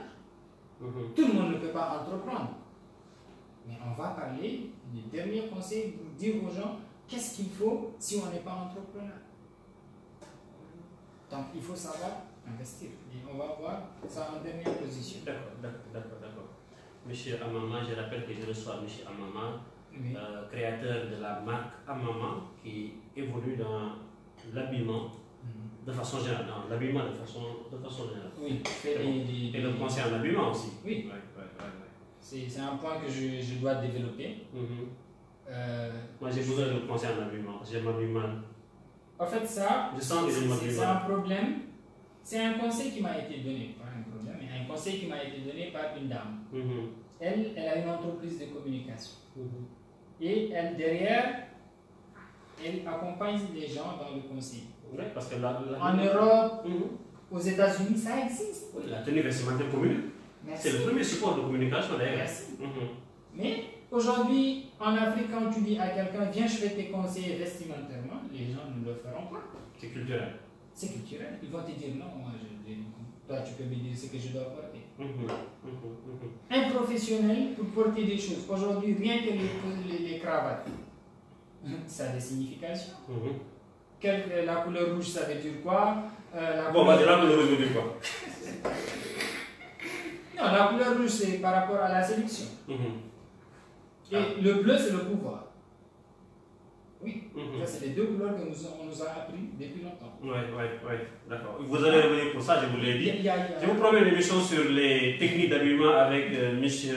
Amama dans les semaines à venir, dans les mois à venir. M. Amama est également coach en entrepreneuriat. M. Amama, est-ce que vous pouvez donner des conseils aux jeunes? Vous avez déjà donné des conseils, mais à un jeune qui veut se lancer. Qui n'a rien dans la tête. Il a fini ses études ou bien il n'a rien. Un conseil avant de se lancer. Avant de parler des conseils pour les jeunes entrepreneurs, ceux qui veulent se lancer ou bien ceux qui ne veulent pas se lancer, je m'en vais d'abord dire à tous nos entrepreneurs, d'accord, ceux qui se sont déjà lancés.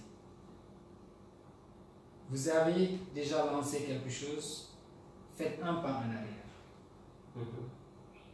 Et regardez bien les choses que vous êtes en train de faire. Je n'ai pas dit d'abandonner, je n'ai pas dit de se... Mais c'est une façon de se remettre en cause. De revenir un peu en arrière et de voir les choses. Qu'est-ce que je suis en train de faire? Est-ce que ça peut devenir une entreprise? Sur combien d'années? Parce qu'aujourd'hui, quand vous créez quelque chose qui a une durée de vie, ce n'est pas intéressant. Donc, il faut créer quelque chose qui doit vivre. J'ai retravaillé l'histoire des costumes et je me suis rendu compte que c'est depuis le temps d'Abraham Maslow que les gens portaient des costumes. Et jusqu'à présent, les gens en portent et jusqu'à le lendemain, ils vont en porter. C'est pourquoi j'ai choisi ce domaine. D'accord. Donc, il faut avoir une histoire, raconter une histoire de son produit. Ne vendez pas ce qu'on appelle un produit, mais vendez plutôt ce qu'on appelle le relationnel. On ne vend pas un produit. On vend son relationnel. On vend de la magie, on vend de l'émotion. Parce qu'aujourd'hui, quand vous voulez vendre un produit, dites aux gens pourquoi ce produit il est important pour nous. Quelle est sa valeur ajoutée. Mais avant tout, quand vous voulez vendre un produit, ne dites pas sur le champ, monsieur, j'ai un produit, achetez mon produit. Qu'est-ce qu'on dit? Avant de vendre un produit à quelqu'un, si vous avez une boutique ou c'est une boutique en ligne, discutez avec la personne. Allez au-delà de la vente, familiarisez-vous avec la personne, apprenez à connaître la personne d'abord avant de proposer un produit. C'est très malin, mais c'est intéressant. Parce qu'aujourd'hui, quand vous avez une boutique, par exemple, je prends mon cas, quand je suis souvent à la boutique, quand un client passe, je lui dis d'abord, mais asseyez-vous. L'accueil. La personne s'assoit, maintenant on va commencer à parler. Il est venu pour quelque chose, mais j'ai dit non, asseyez-vous d'abord. Et on discute. Qu'est-ce que vous faites dans la vie? Oui, maintenant. Vous essayez de découvrir la personne pour connaître son cas. Merci. Avant même de vendre le produit, j'entre en discussion avec cette personne et je commence à connaître la personne. Aujourd'hui, la personne peut acheter un seul produit, vouloir partir pour que coûte, mais je vous assure que si vous gardez le relationnel, les gens y restent. Il faut savoir être diplomate. La vente, c'est de l'art. Vous faites ce qu'on appelle la force de vente. Outillez vos vendeurs. Tous les jeunes qui se sont lancés, si vous voyez que les ventes trébuchent, revoyez votre équipe de vente. Ou bien si vous êtes le vendeur, revoyez votre technique de vente. On ne vend pas un produit. Ouais. Ça, c'est une évidence. La diplomatie. La diplomatie dans le business, c'est très important. Ne vous emportez pas, malgré votre colère, malgré votre situation, ne vous emportez pas sur un client. Gardez votre self-control. Merci. Mettez le client à l'aise, dites-lui qu'il est roi, mais un royaume où il y a des garde-fous. Il ne peut pas se permettre de brûler vos produits, mais il est roi jusqu'à ce que son royaume s'arrête, comme j'ai l'habitude de le dire. Donc, mais aussi, deux éléments. Oui, lesquels? Être modeste et humble. C'est important la modestie dans la vente? Très important. Très important. Pourquoi? Pourquoi? Parce qu'aujourd'hui, je dirais Alhamdulillah. Alhamdulillah. J'ai rencontré, j'ai allié des grandes personnes que je ne pourrais pas citer les noms ici. Oui, c'est même interdit. Parce que des fois, il y a ce qu'on appelle les clients orgueilleux qui n'aiment pas qu'on parle d'eux. Mais c'est des grandes personnalités. Je vous assure, c'est des personnalités dans ce pays que j'ai alliées. Et ce n'est pas pour me vanter. C'est pour vous dire que votre produit peut voyager. Au-delà des frontières.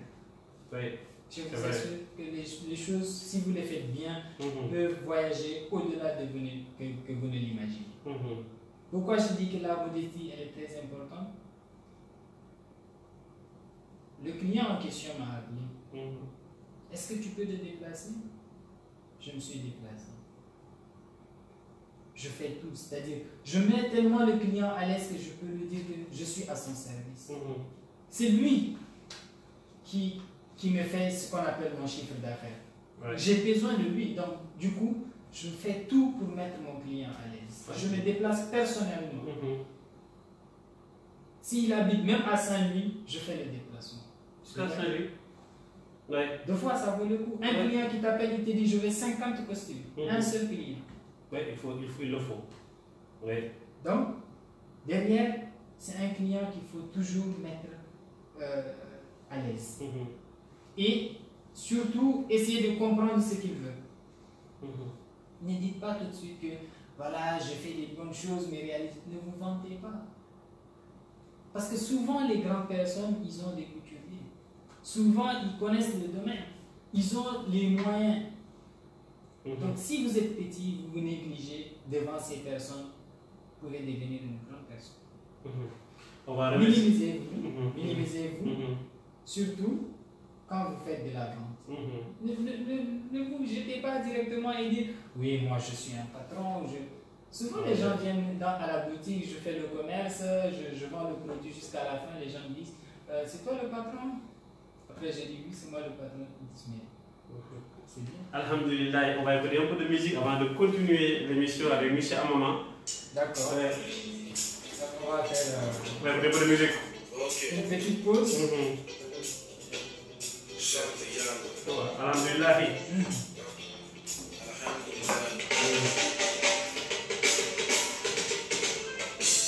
Depuis tout petit, j'ai toujours cru en lui. Je le crains, je le suis, le gardien de ma vie. Il me montre le chemin, en m'enseigne le bien. Ma plus grande richesse, c'est ma Il y a beaucoup de questions. Il y a beaucoup de questions. Moi, je ne sais pas si je suis. Ouais, c'est ça. toutes les questions ne sont pas malheureusement.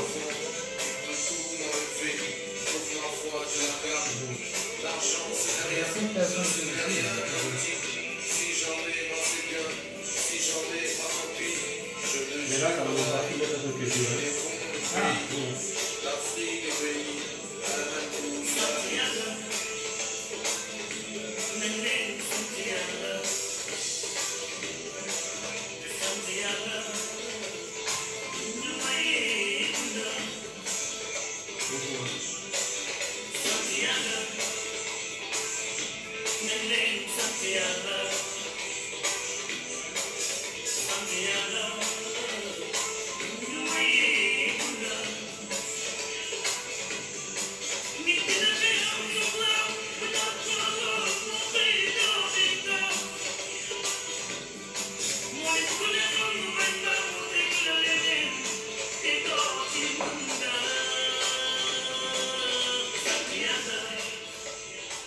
Voilà, alhamdulillah, Santiago, Amama,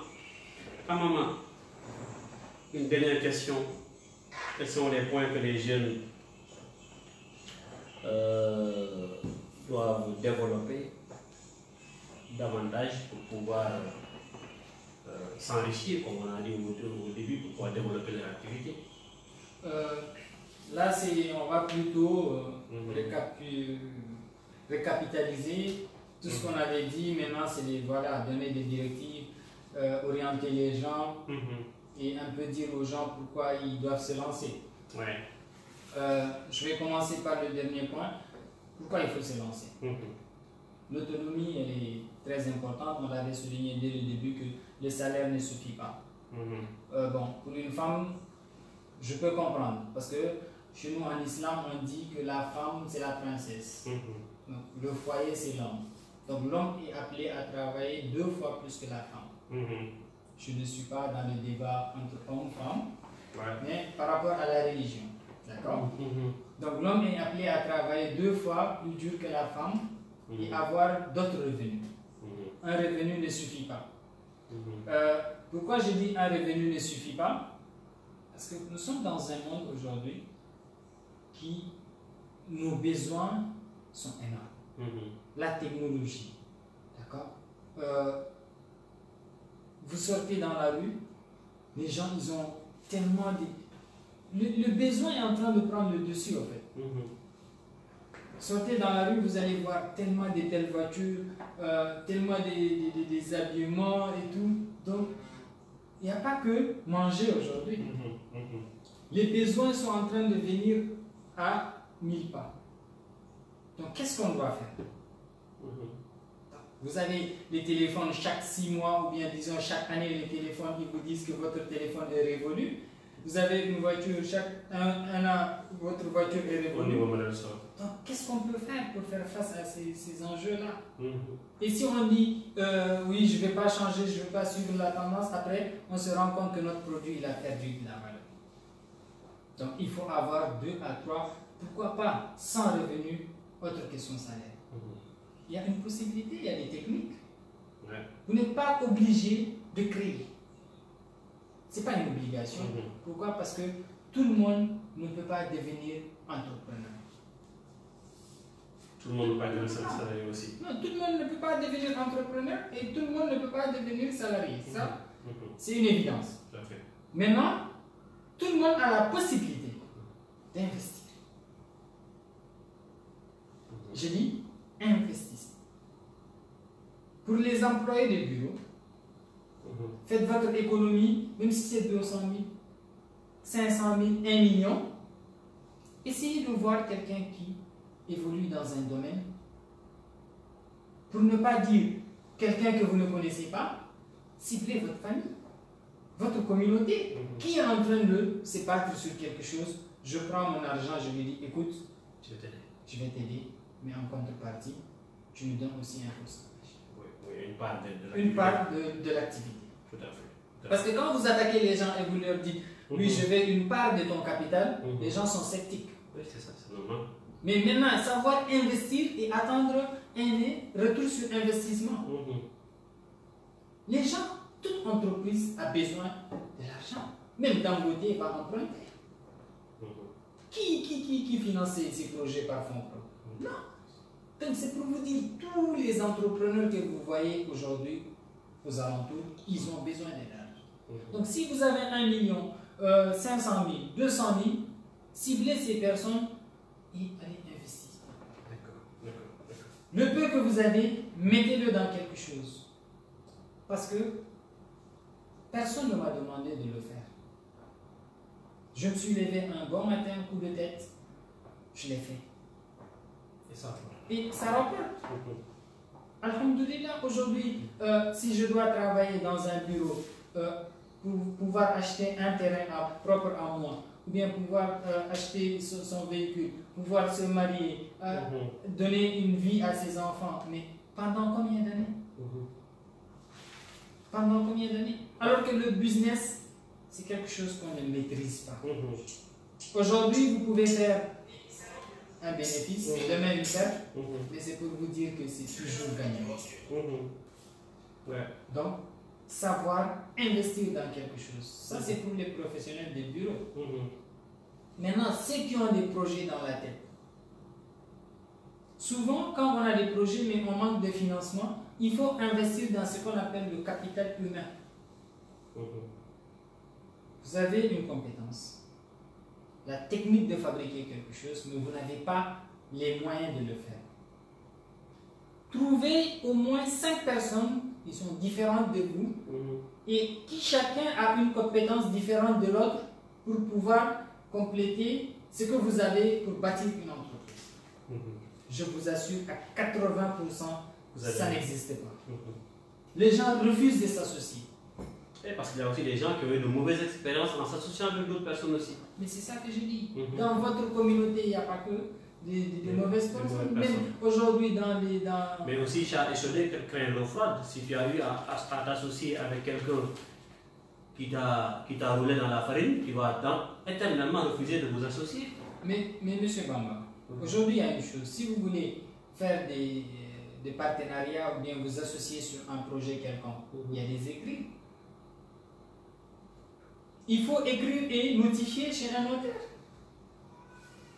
Est-ce que c'est suffisant pour ne pas être roulé? Non. Je peux dire que ce n'est pas suffisant. Mais devant un notaire, ça vous donne vos droits. C'est pourquoi les notaires sont là aujourd'hui. Mais quand vous faites des négociations, comme aujourd'hui nous sommes là, on fait une négociation, on signe, mais demain je dis que ça c'est pas ma signature. Oui, c'est vrai, c'est vrai. Et tout, dans une vie, il n'y a pas de tout le monde qui est honnête. C'est vrai, tout à fait. Des fois, vous trouvez des gens qui sont honnêtes, mais des fois, ça ne va pas. Moi, j'en connais beaucoup. Oui, tout le monde en connaît, oui. C'est grave. Moi, j'en connais beaucoup. D'accord? C'est bon. Alors, on va faire le tour des questions des internautes. Michel Kaba, ne pensez-vous pas que l'entrepreneuriat peut s'avérer dangereux dans certains secteurs comme dans le secteur militaire? Dans le secteur militaire, on peut entreprendre dans le secteur militaire. D'accord. Comment? Ça, c'est la très bonne question. Moi, je peux déjà donner une réponse. Par exemple, toi, vous êtes un tailleur. Merci. Ouais, c'est à quoi je pensais. Les tenues et les chaussures de l'armée. Merci. Ça, Ouais. c'est de l'entrepreneuriat, mais les armes sont régulées. C'est-à-dire sont régularisées par les États. On ne peut pas investir dans les armes. D'accord. Ça, c'est une chose. D'accord. Donc, personne ne peut vendre des armes. Ça, c'est les États qui sont qui revendent ces choses-là. Mais dans l'armée, il n'y a pas que les armes. Ouais, on a parlé de l'habillement. Non, même pas l'habillement. Mais les militaires, ils ne mangent pas. Si. Je connais quelqu'un qui fournit les enfants. Oui, c'est-à-dire l'alimentation, tout ce qui est l'alimentation de l'armée. C'est bien, ouais, ça c'est de l'entrepreneuriat. Donc voilà. Vous n'êtes pas obligé de vous focaliser sur un seul point. L'entrepreneuriat est vague. Oui, très bien. Une autre question. Comment fixer le coût d'un besoin de sorte à pousser le client d'actionner son pouvoir d'achat? Comment fixer le coût d'un besoin? Je ne sais pas, c'est ça ce qu'il dit. Le coût d'un besoin de sorte à pousser le client d'actionner son pouvoir d'achat. Bon, Abdel Mouti Ben Saïf, votre question n'est pas très claire. Hein. Comment fixer le coût d'un besoin? Est-ce qu'un besoin a un coût aussi? Ouais, ça c'est un problème. Donc si vous nous suivez, merci de reformuler la question directement sur la première. Je vais essayer de lui un peu donner un élément de réponse. Allez-y. Parce que si je comprends bien, il essaie de dire par rapport à ce besoin et par rapport au pouvoir d'achat de la personne, est-ce qu'on peut lui faire quelque chose? Oui, allez-y répondre, c'est vous qui répondez. Si c'est bien ça, c'est difficile. Et comment on le fait? Moi, je suis venu, j'ai un besoin en habillement et j'ai un budget donné. Oui. Est-ce que vous pouvez me faire quelque chose qui correspond à mon besoin? La Chine. Vous connaissez le modèle de la Chine? Oui. La Chine, comment elle fonctionne?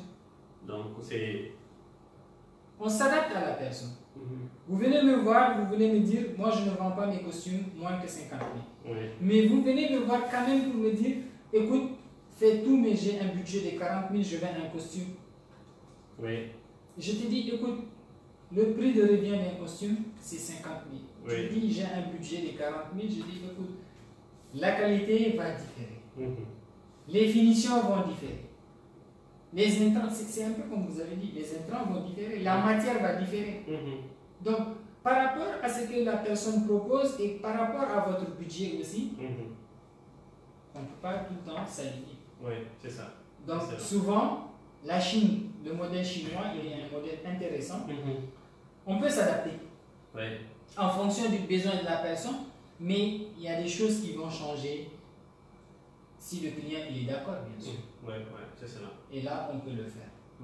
Mais, des fois, il y a des choses qui arrivent et on peut sacrifier des choses. Tout en sachant qu'il a une opportunité de répondre. Merci. Dans une situation, par exemple, j'ai un client qui est en face de moi, il a un mariage. Et il me dit, écoute, j'ai un budget de 40 000.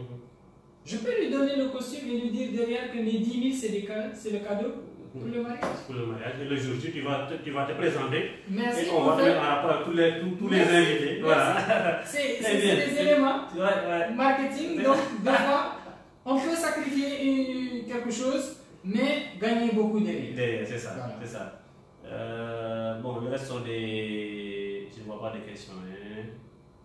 Est-ce que votre inspiration, est-ce que tu n'as pas été inspiré par l'immeuble où tu habitais en face? C'est ton ami Karani, d'accord?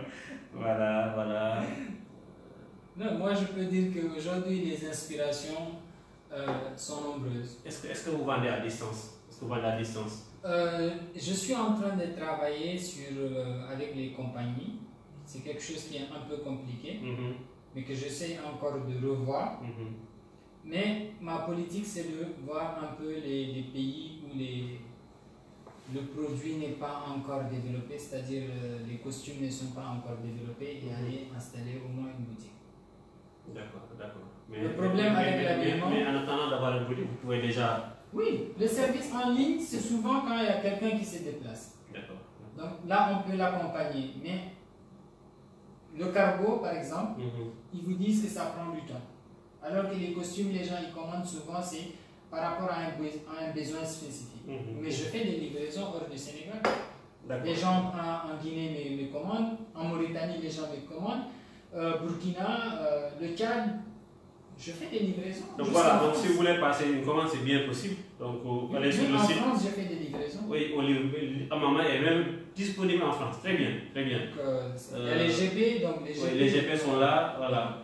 J'espère qu'il n'y a plus de questions. Peut-être vous laissez remercier toutes les personnes qui nous ont suivis. Et pour le faire, on va être accompagné par Baba Mal avec sa musique. Ou bien, avant allez-y. Je m'en vais dire mes conseils aux entrepreneurs. Allez-y. Tous ceux qui veulent se lancer, une fois que vous avez l'idée, l'idée du projet. Si l'idée du projet est bien mûrie, vous pouvez le lancer. Un projet, ça se lance à base de 0 francs. Ne pensez pas le contraire. Il y a des projets où on ne peut pas les lancer sur 0 francs, mais je dis que c'est toujours possible de lancer à base de 0 francs. Partir de 0, c'est simple, c'est votre négociation. Vous avez l'art de parler. C'est quand je dis le relationnel, il compte. Le dialogue, la diplomatie, la modestie, l'humilité. Tout ça, ça fait une personnalité. Et si vous avez une personnalité, c'est possible de lancer votre projet à base des 0 francs. Tant que vous n'avez pas un réseau, le projet ne peut pas se lancer. Donc, comment lancer un projet à base de 0 francs? Il faut savoir négocier avec les fournisseurs. Il faut savoir négocier avec les clients. Donc, tant que les fournisseurs, les gens qui vous fournissent la matière première, vous ne les avez pas convaincus, vous ne pourrez pas convaincre un client. Donc, si une fois vous avez les fournisseurs, parce que dans mon domaine, je vous assure que les fournisseurs ne sont pas ceux qui me fournissent les tissus, les coutures, les gens qui font des fournitures. Donc, j'ai un arsenal de fournisseurs. Et je ne travaille pas avec un seul. Un couturier, il peut vous laisser à tout moment. Tout le monde me dit, vous les tailleurs, vous êtes hors rendez-vous. Mais moi, je mets ma personne avant le client. C'est-à-dire, je mets ma tête entre les couturiers et mon client. Donc, demain, le client, quand il est mécontent, c'est moi qui le connais et non mes couturiers. Donc, il faut faire un travail derrière pour que le client soit satisfait. Si vous avez gagné la confiance de vos fournisseurs, lancer un produit n'est pas difficile. Ciblez la bonne personne. Le premier client, c'est celui qui ne refusera jamais de vanter votre produit. Ciblez une personne qui peut faire la promotion de votre produit avec beaucoup de fierté. Est-ce qu'on se comprend? Oui, très bien, très bien. Voilà, il faut prendre une personne qui peut aller n'importe où et dire que ah, ça c'est telle personne. On va avoir des ambassadeurs. Et le réseau va commencer à se développer. Petit à petit. Je dis petit à petit. Ne venez pas dans un domaine et vouloir tout prendre parce que les gens qui sont avant vous aussi existent. Il faut commencer petit, faire les choses bien et vouloir se développer. Ne dites pas que oui, c'est que je crée, je ne veux pas que les gens copient et tout. Il faut être créatif. On ne lance pas un produit sur 100%. Le produit doit être toujours lancé à 70%. Les 30%, c'est destiné à la créativité. Quand vous lancez le produit à 70%, il y aura des gens qui vont vous copier. Au fur et à mesure que vous évoluez, vous faites ce qu'on appelle des touches. C'est comme Apple et Huawei. Apple crée quelque chose, Huawei vient, il met des ingrédients. Donc c'est ça en fait, la veille concurrentielle. La veille concurrentielle. Pourquoi je disais que moi les gens, les concurrents, je ne les considère pas comme des concurrents, mais je les considère comme des partenaires. Pourquoi? Parce que je fais de la veille concurrentielle. Je regarde tout ce qu'ils font dans la mode et je me dis, qu'est-ce que moi je pourrais amener de plus? Qu'est-ce que je pourrais amener? Parce que quand tu regardes quelqu'un, il sort son modèle, tu ne copies pas son modèle, mais tu fais du copier, nettoyer, coller. Est-ce qu'on se comprend? Je comprends très bien. Vous prenez un modèle, nettoyez, vous parlez. vous prenez un modèle, vous amenez votre touche personnelle et vous dites que voilà, je l'ai réinventé ou bien je l'ai remodifié et voilà, il est propre à moi, mettre ta signature. Je l'ai relooké. Voilà. Donc c'est quelque chose de très minime mais très important. Oui, tout à fait, tout à fait. Une fois que vous avez gagné votre premier client, le premier bénéfice, il n'est pas à réinvestir. Le premier bénéfice, il est à manger. Non. Ça fait plaisir. Aujourd'hui, quand vous allez réussir un premier business, vous allez gagner 10 000 francs. Prenez les 10 000 francs, allez-vous, je ne sais pas, dans un restaurant, commandez un plat avec le dernier 10 000, le bénéfice de 10 000. Faites-vous plaisir. D'accord. Parce qu'au début, vous aurez deux sentiments. Un sentiment de regret et un sentiment de plaisir. Mais le plaisir va prendre le dessus. Et pourquoi je dis, je donne cet élément, ça vous permettra de reprendre à zéro. D'accord, d'accord. J'espère que les gens qui nous suivent ont bien entendu. Parce que quand vous prenez les bénéfices, vous réinvestissez, le jour où ça va s'effondrer, vous n'aurez pas le courage de reprendre à zéro. Mais quand vous bousillez, vous aurez le courage de reprendre encore à zéro. D'accord. C'est très intéressant. Tout à fait. Donc, une fois que le projet commence à prendre forme, formalisez-vous. Il ne faut pas rester dans l'informel. Allez créer votre société en bonne et due forme. Soyez réglo avec l'État et les portes vont s'ouvrir. Donc, vendez le relationnel, vendez, comment on appelle, de la magie, des histoires, non, ne vendez pas le rêve. Parce que quand vous vendez le rêve, il faut que ça soit un rêve réalisable. Parce que souvent, on a tendance à avoir des rêves imaginaires et ce n'est pas bien pour le business. D'accord. Donc, une fois que vous êtes en train de progresser, cherchez des partenaires. Ouvrez. Il faut accueillir des gens dans votre entreprise. Alignez-vous avec des personnes, des bonnes personnes. Ne cessez d'apprendre. Ne dites pas aux gens que vous connaissez, quand on vous critique, vous refusez les critiques, vous jouez, vous faites le gros dos, vous faites le malin. Refusez cela. Soignez toujours votre personnalité et le reste, ce n'est qu'un jour. Prenez le temps. Mais nous, on veut tout le temps, tout de suite devenir milliardaire. Alors que Aliko Dangote a pris 30 ans pour devenir milliardaire. Voilà, monsieur Amama, j'espère qu'on a fait presque 2 heures. Hein? Ah oui? Presque 2 heures d'émission. Wow. Nous sommes à 1h45 d'émission. En tout cas, bon, ça... un mot sur Marketing TV Monde, on a l'habitude de ça vaut le coup.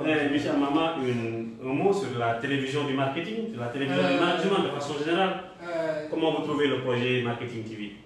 Merci, M. Bamba, pour ce que vous êtes en train de faire. Avant de parler de ce que vous êtes en train de faire, je m'en vais dire que je suis quelqu'un, comme le coaching me pousse à le faire, j'écoute les gens. D'accord? Quand j'ai une personne qui a un projet, j'écoute les gens et j'essaie de donner des orientations. C'est un peu dans l'accompagnement et ça fait partie de mon quotidien. Accompagner les gens, c'est ce que vous êtes en train de faire. Je peux vous dire que à un moment, je l'ai même lancé. Un magazine qui donne, non pas de nom, un magazine jeune entrepreneur qui donne la possibilité à un jeune entrepreneur de poster ses produits, de faire la publicité marketing sur un magazine. Le dernier magazine que j'ai vu qui est moins cher à Dakar, c'était à 60 000 la page. Et nous, on était allés sur entre 15 et 20 000 la petite page. C'est-à-dire qu'on a joué carrément sur la concurrence. C'est quelque chose qui n'a pas abouti sur le champ parce qu'on n'a pas eu le financement qu'on souhaitait, parce qu'on a voulu révolutionner le modèle. Ça n'a pas marché, j'ai pris un recul. Je l'ai lancé en ligne, malheureusement, le produit a disparu. Côté hébergement et tout, donc c'est des problèmes techniques, mais qui doit encore revenir. C'est pas une TV comme ce que vous êtes en train de le faire, mais c'est plus pour vanter l'entrepreneur en question. Donc le partage. Et quand je vous ai rencontré, je me suis dit sur le champ qu'il est en train de faire ce que nous on a besoin. C'est-à-dire qu'aujourd'hui mon site a besoin, par exemple, des vidéos. Je peux m'appuyer sur Marketing TV et mettre les vidéos, c'est quelque chose de très important. On ne peut pas venez, si vous avez des choses à créer quelque chose, mais on peut toujours s'associer. Pourquoi pas? On va discuter après pour voir qu'est-ce qu'on peut faire ensemble. Associer, faire les choses, bien faire. C'est mieux que la marque Amama va nous accompagner. Marketing TV, c'est une chaîne en ligne. Comme les gens me demandent c'est quelle chaîne, on n'arrive pas à le voir. Je dis que c'est en ligne. Et il a été créé dans le but de donner la voix aux jeunes entrepreneurs. Ceux qui n'ont pas accès aux grands médias.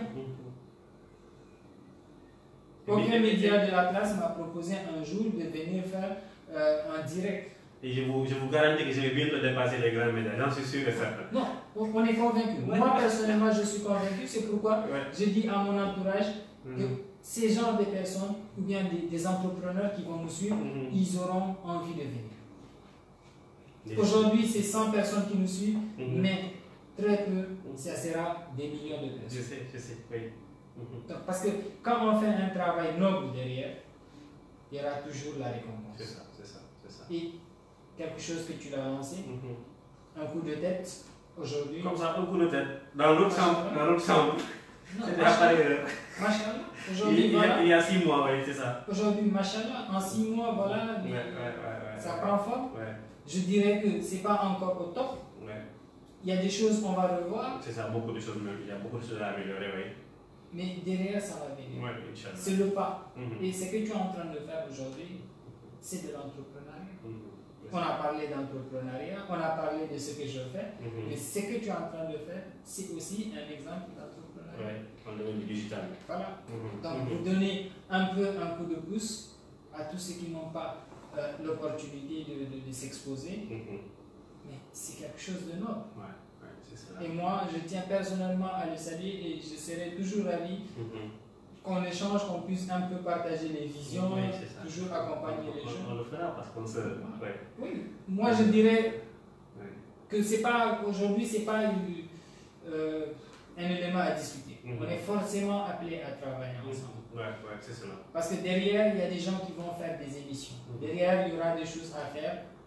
Et bientôt, on aura un cadre où il faut accompagner ces gens. Quelqu'un qui doit présenter qu'est-ce qu'il lui faut, comment il doit préparer les choses, organiser vraiment s'il doit amener des produits, aller se déplacer, par exemple, investir sur le matériel. Pourquoi ne pas faire appel à des stylistes qui vont habiller la personne, les maquilleuses qui vont venir. Donc, il y a tout un arsenal et c'est des partenariats.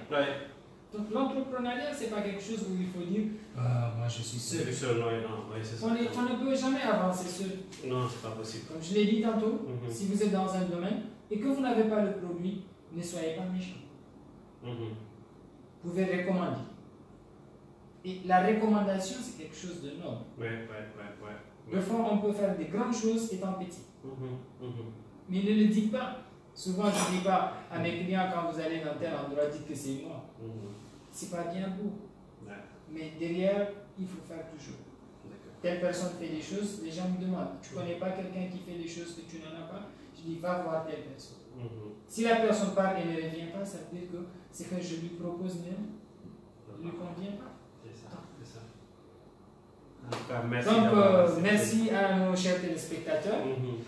Merci encore à Bamba qui nous a fait l'honneur. Et vraiment, je suis ravi. J'ai une autre émission, mais ça sera plus émission radio sur la radio du ICAO. Ils ont une radio aussi, ICAO. Il y a Abdel qui vous a écrit tout à l'heure, lui il est dans l'autre émission et il voulait qu'on organise une émission là-bas. Et ça sera plutôt une émission où les gens auront la voix. C'est-à-dire poser des questions en direct. Sur un serveur. Voilà, sur un serveur et on pourra répondre. Oui, nous aussi on travaille sur ça. Voilà. On est en train de travailler sur d'autres choses où les gens auront la possibilité d'entrer dans l'émission en live, de poser des questions, etc. Donc on travaille sur non, mais c'est parfait. Il y a également la radio qui est déjà disponible, on pourra désormais, qui est déjà disponible. Mais pour le moment, on fait des émissions de 15 minutes. Et on reprend des émissions qui ont été déjà faites par des professionnels du marketing pour regrouper tout ce qui a été fait par les professionnels du marketing au Sénégal sur notre chaîne, sur notre radio. Donc voilà, je crois que c'est fini pour aujourd'hui. Nous vous remercions. Merci, merci à vous. Merci à nos chers téléspectateurs. Oui, on va en saluer quelques quand même. Oui. Il le faut. Ils sont connectés depuis presque 2 heures, ils ne nous ont pas quittés. Ah oui. Il faut. Voilà, on va les remercier, accompagnés de la musique de Babou Mal. Bon, je vous laisse les saluer un à un. Voilà. Ah oui, On va commencer par ici. Abdel. Voilà. Ah oui, ils sont là. Là-bas, depuis. Il y a Amin. Il y a Amin Mokhtar, Lamadine, il y a Aïta Diop. Allez-y, remerciez tout il y le a monde. Fabrice, il y a Fatim Diagne, Merci à Majid vous. Ali, Dege Falou. Donc merci à vous. Ouais, Abdel Majid Ahmad. Oui. Il y a Baba Gadio, il y a Roger qui nous suivait depuis le début. Ouais, Roger. Oui, il était il y a BDA, le médiateur. Il est médiateur de quoi? Bon, lui c'est un médiateur quoi.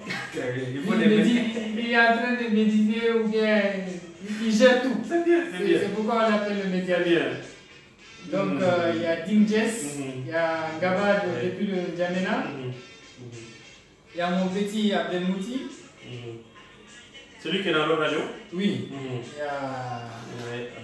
y a Abdelmouti. Donc il y a Abdoulaye Alizien depuis Djamena. Il y a Youssouf Ali Younous. Lui il est au Maroc je pense. Il est au Maroc, oui. Abdel Kaba, oui. Il y a lui. C'est des Parimans? Oui. Komaï. Merci à vous de nous avoir suivis. Il y a Daro. Daro Moustapha, vous la connaissez? Non. Oui, Daro, je la connais, c'est une de mes étudiantes. Ah, ici à Dakar? Ici à Dakar? Elle était à Thiès avant? Oui, elle était à Dakar. Roger Noué. Oui, il y a Nyang. Nyang Madi. Madeng Nyang, oui. Oui, il y a Malik Sherif Malik. Alhaji, il y a Alhaji Mohamedou. Il y a Mohamed Adoum. Mohamed Adoum Abakar. Voilà, merci à vous qui nous suivez depuis le début. Madame Ndiaye, merci à vous. Alou Seynou. Alou Seynou, c'est un de mes collègues, un ancien ISM aussi. On a commencé l'entrepreneuriat ensemble. Très bien, très bien. Merci à vous, chers téléspectateurs. Et on se dit à très bientôt. Oui, monsieur Amama va revenir peut-être pour défiler de mode ou bien pour nous parler peut-être des techniques pour s'habiller. Voilà. Non, la prochaine fois, ça sera plus dans le conseil vestimentaire. Voilà, dans le conseil vestimentaire, il va revenir, là c'est promis. Ça sera un peu court. Oui, ça peut être court également, il peut aller les deux, venir avec des mannequins, pourquoi pas. Faire un ou bien inviter par exemple un ami qui est dans la mode. C'est tout bon. Voilà, c'est fini pour aujourd'hui. Demain, nous allons recevoir une présentatrice nouvellement venue au Sénégal. Elle va donner des conseils à ceux qui préparent le bac. Donc, elle sera là demain pour donner des astuces pour réussir au bac. Donc, merci à vous. Et bonne suite des programmes sur Marketing TV. Au revoir. Merci. À bientôt. Merci, monsieur Bamba. Merci beaucoup. À bientôt. Merci beaucoup. Merci.